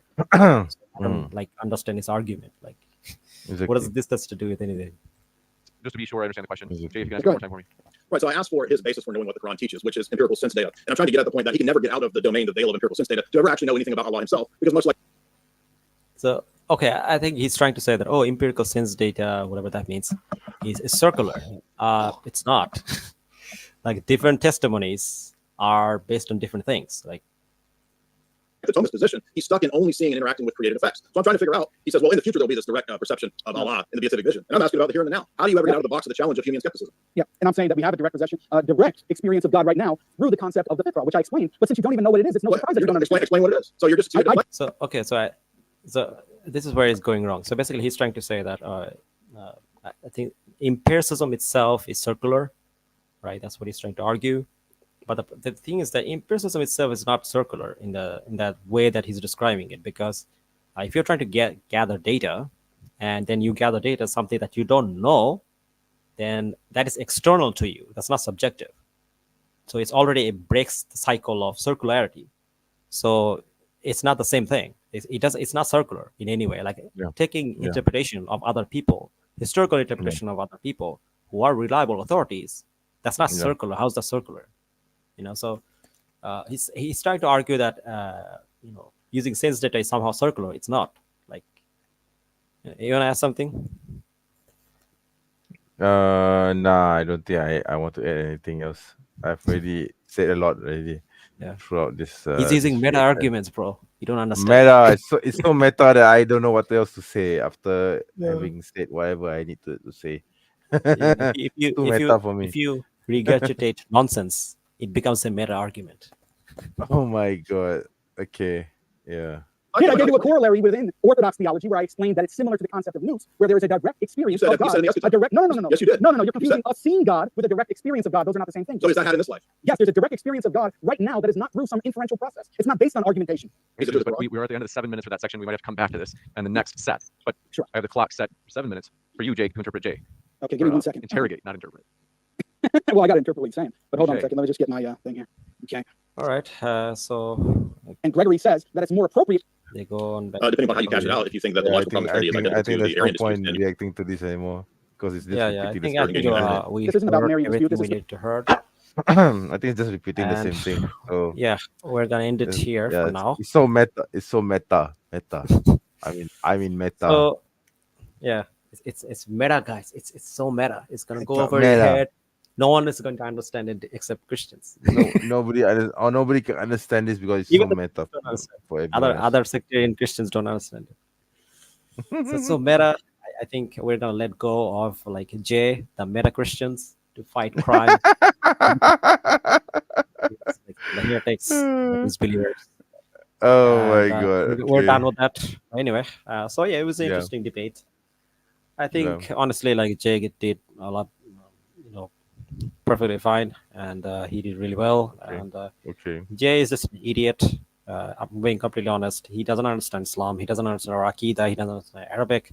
He didn't study any of the texts. No, Like, the basically thing is that you don't he doesn't even know what Tawhid is. Okay, he's just making up stories. Like right? the thing is that he's trying to study Ibn Taymiyyah. But my bro, you don't have to go that far. You can just study like Sheikh Uthaymeen and all these other contemporary scholars, Exactly. recent scholars, Yeah. who have explained Ibn Exactly. Taymiyyah's thoughts, who have explained the Exactly. actual Aqidah related Exactly. positions, which is much easier to understand. So it's just like you don't need to do all this, but he in his way to try to use meta arguments, he just fumbles. So yeah, it's just like it's a silly arguments. He made a bunch of silly arguments. He Yeah. didn't give any justification for why Trinity makes any logical sense. How you can have unique kind of like different person with unique experience and subjects and consciousness. Then how can they be the same thing? Exactly. Like he didn't give any logical arguments for that. He counts 1, 3 as one, when in reality he is actually worshiping 3 different gods. It's essentially paganism, especially since they have different consciousness, different personhood, different properties. So it's paganism. So yeah, that's all he did. Like he just showed why Christianity is paganism. And you want to add something? Did you understand his meta arguments, bro? Not really. I think he's just flip flopping, and he rexes romance and a lot of red herrings. There were a lot of red herrings, and I think he really did not understand Ibn Taymiyyah's and Al Ghazali's positions. He really did not get it at all. I think he just knew of those names probably a few days before the debate began. Okay, and then he probably picked up a I book mean, and he the read thing that is that book you don't and that's it. The thing is that actually, like Ash'ari scholars have criticisms, which Ibn Taymiyyah responded to. Like if he just read some of those scholars' arguments, I think he would have done a lot better, to be honest. Yeah, But even then, he wouldn't stand a chance because Ibn Taymiyyah already refuted them. So, like he's just wasting like his time, and he doesn't understand what he's talking about. He can't defend his own position, and and he's just being meta. But like saying that your arguments are meta, too is not a meta. justification for paganism. Too meta, perhaps. Yeah, Probably too it's not a meta. justification for paganism. So yeah, I guess that's about it. We're gonna end the stream here. By the way, Ramadan Mubarak, everyone. And inshallah, I'll see you guys next Yeah, time. Ramadan Mubarak to everyone, anyone who's watching this. Yeah, Ramadan Mubarak. Yeah. Ramadan starts the day after tomorrow. Okay. Yeah. Yeah. I think so. Yeah. So have a great Yeah. Ramadan, inshallah. I'll be posting some videos here and there. Inshallah. So follow our channels. Yeah. Follow brother Muslim Apologist on his channel. And if you guys like the Yep. video, like My channel subscribe. is right there. My You know, channel is there. subscribe, like and subscribe. And if you're gonna support us, Please you can do support us subscribe. by Patreon or by becoming Please, YouTube members. please do. Yeah. So Please yeah, become thanks our for watching. community I'm members. gonna play the outro now, and then we're gonna say our goodbyes. 3, Yeah. 2, 1, let's go.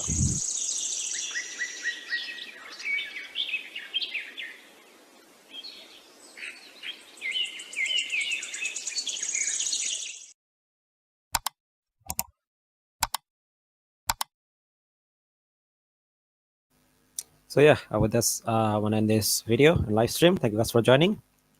Assalamualaikum warahmatullahi wabarakatuh. Jazakallah khair. Assalamualaikum warahmatullahi. See you guys next time, inshallah.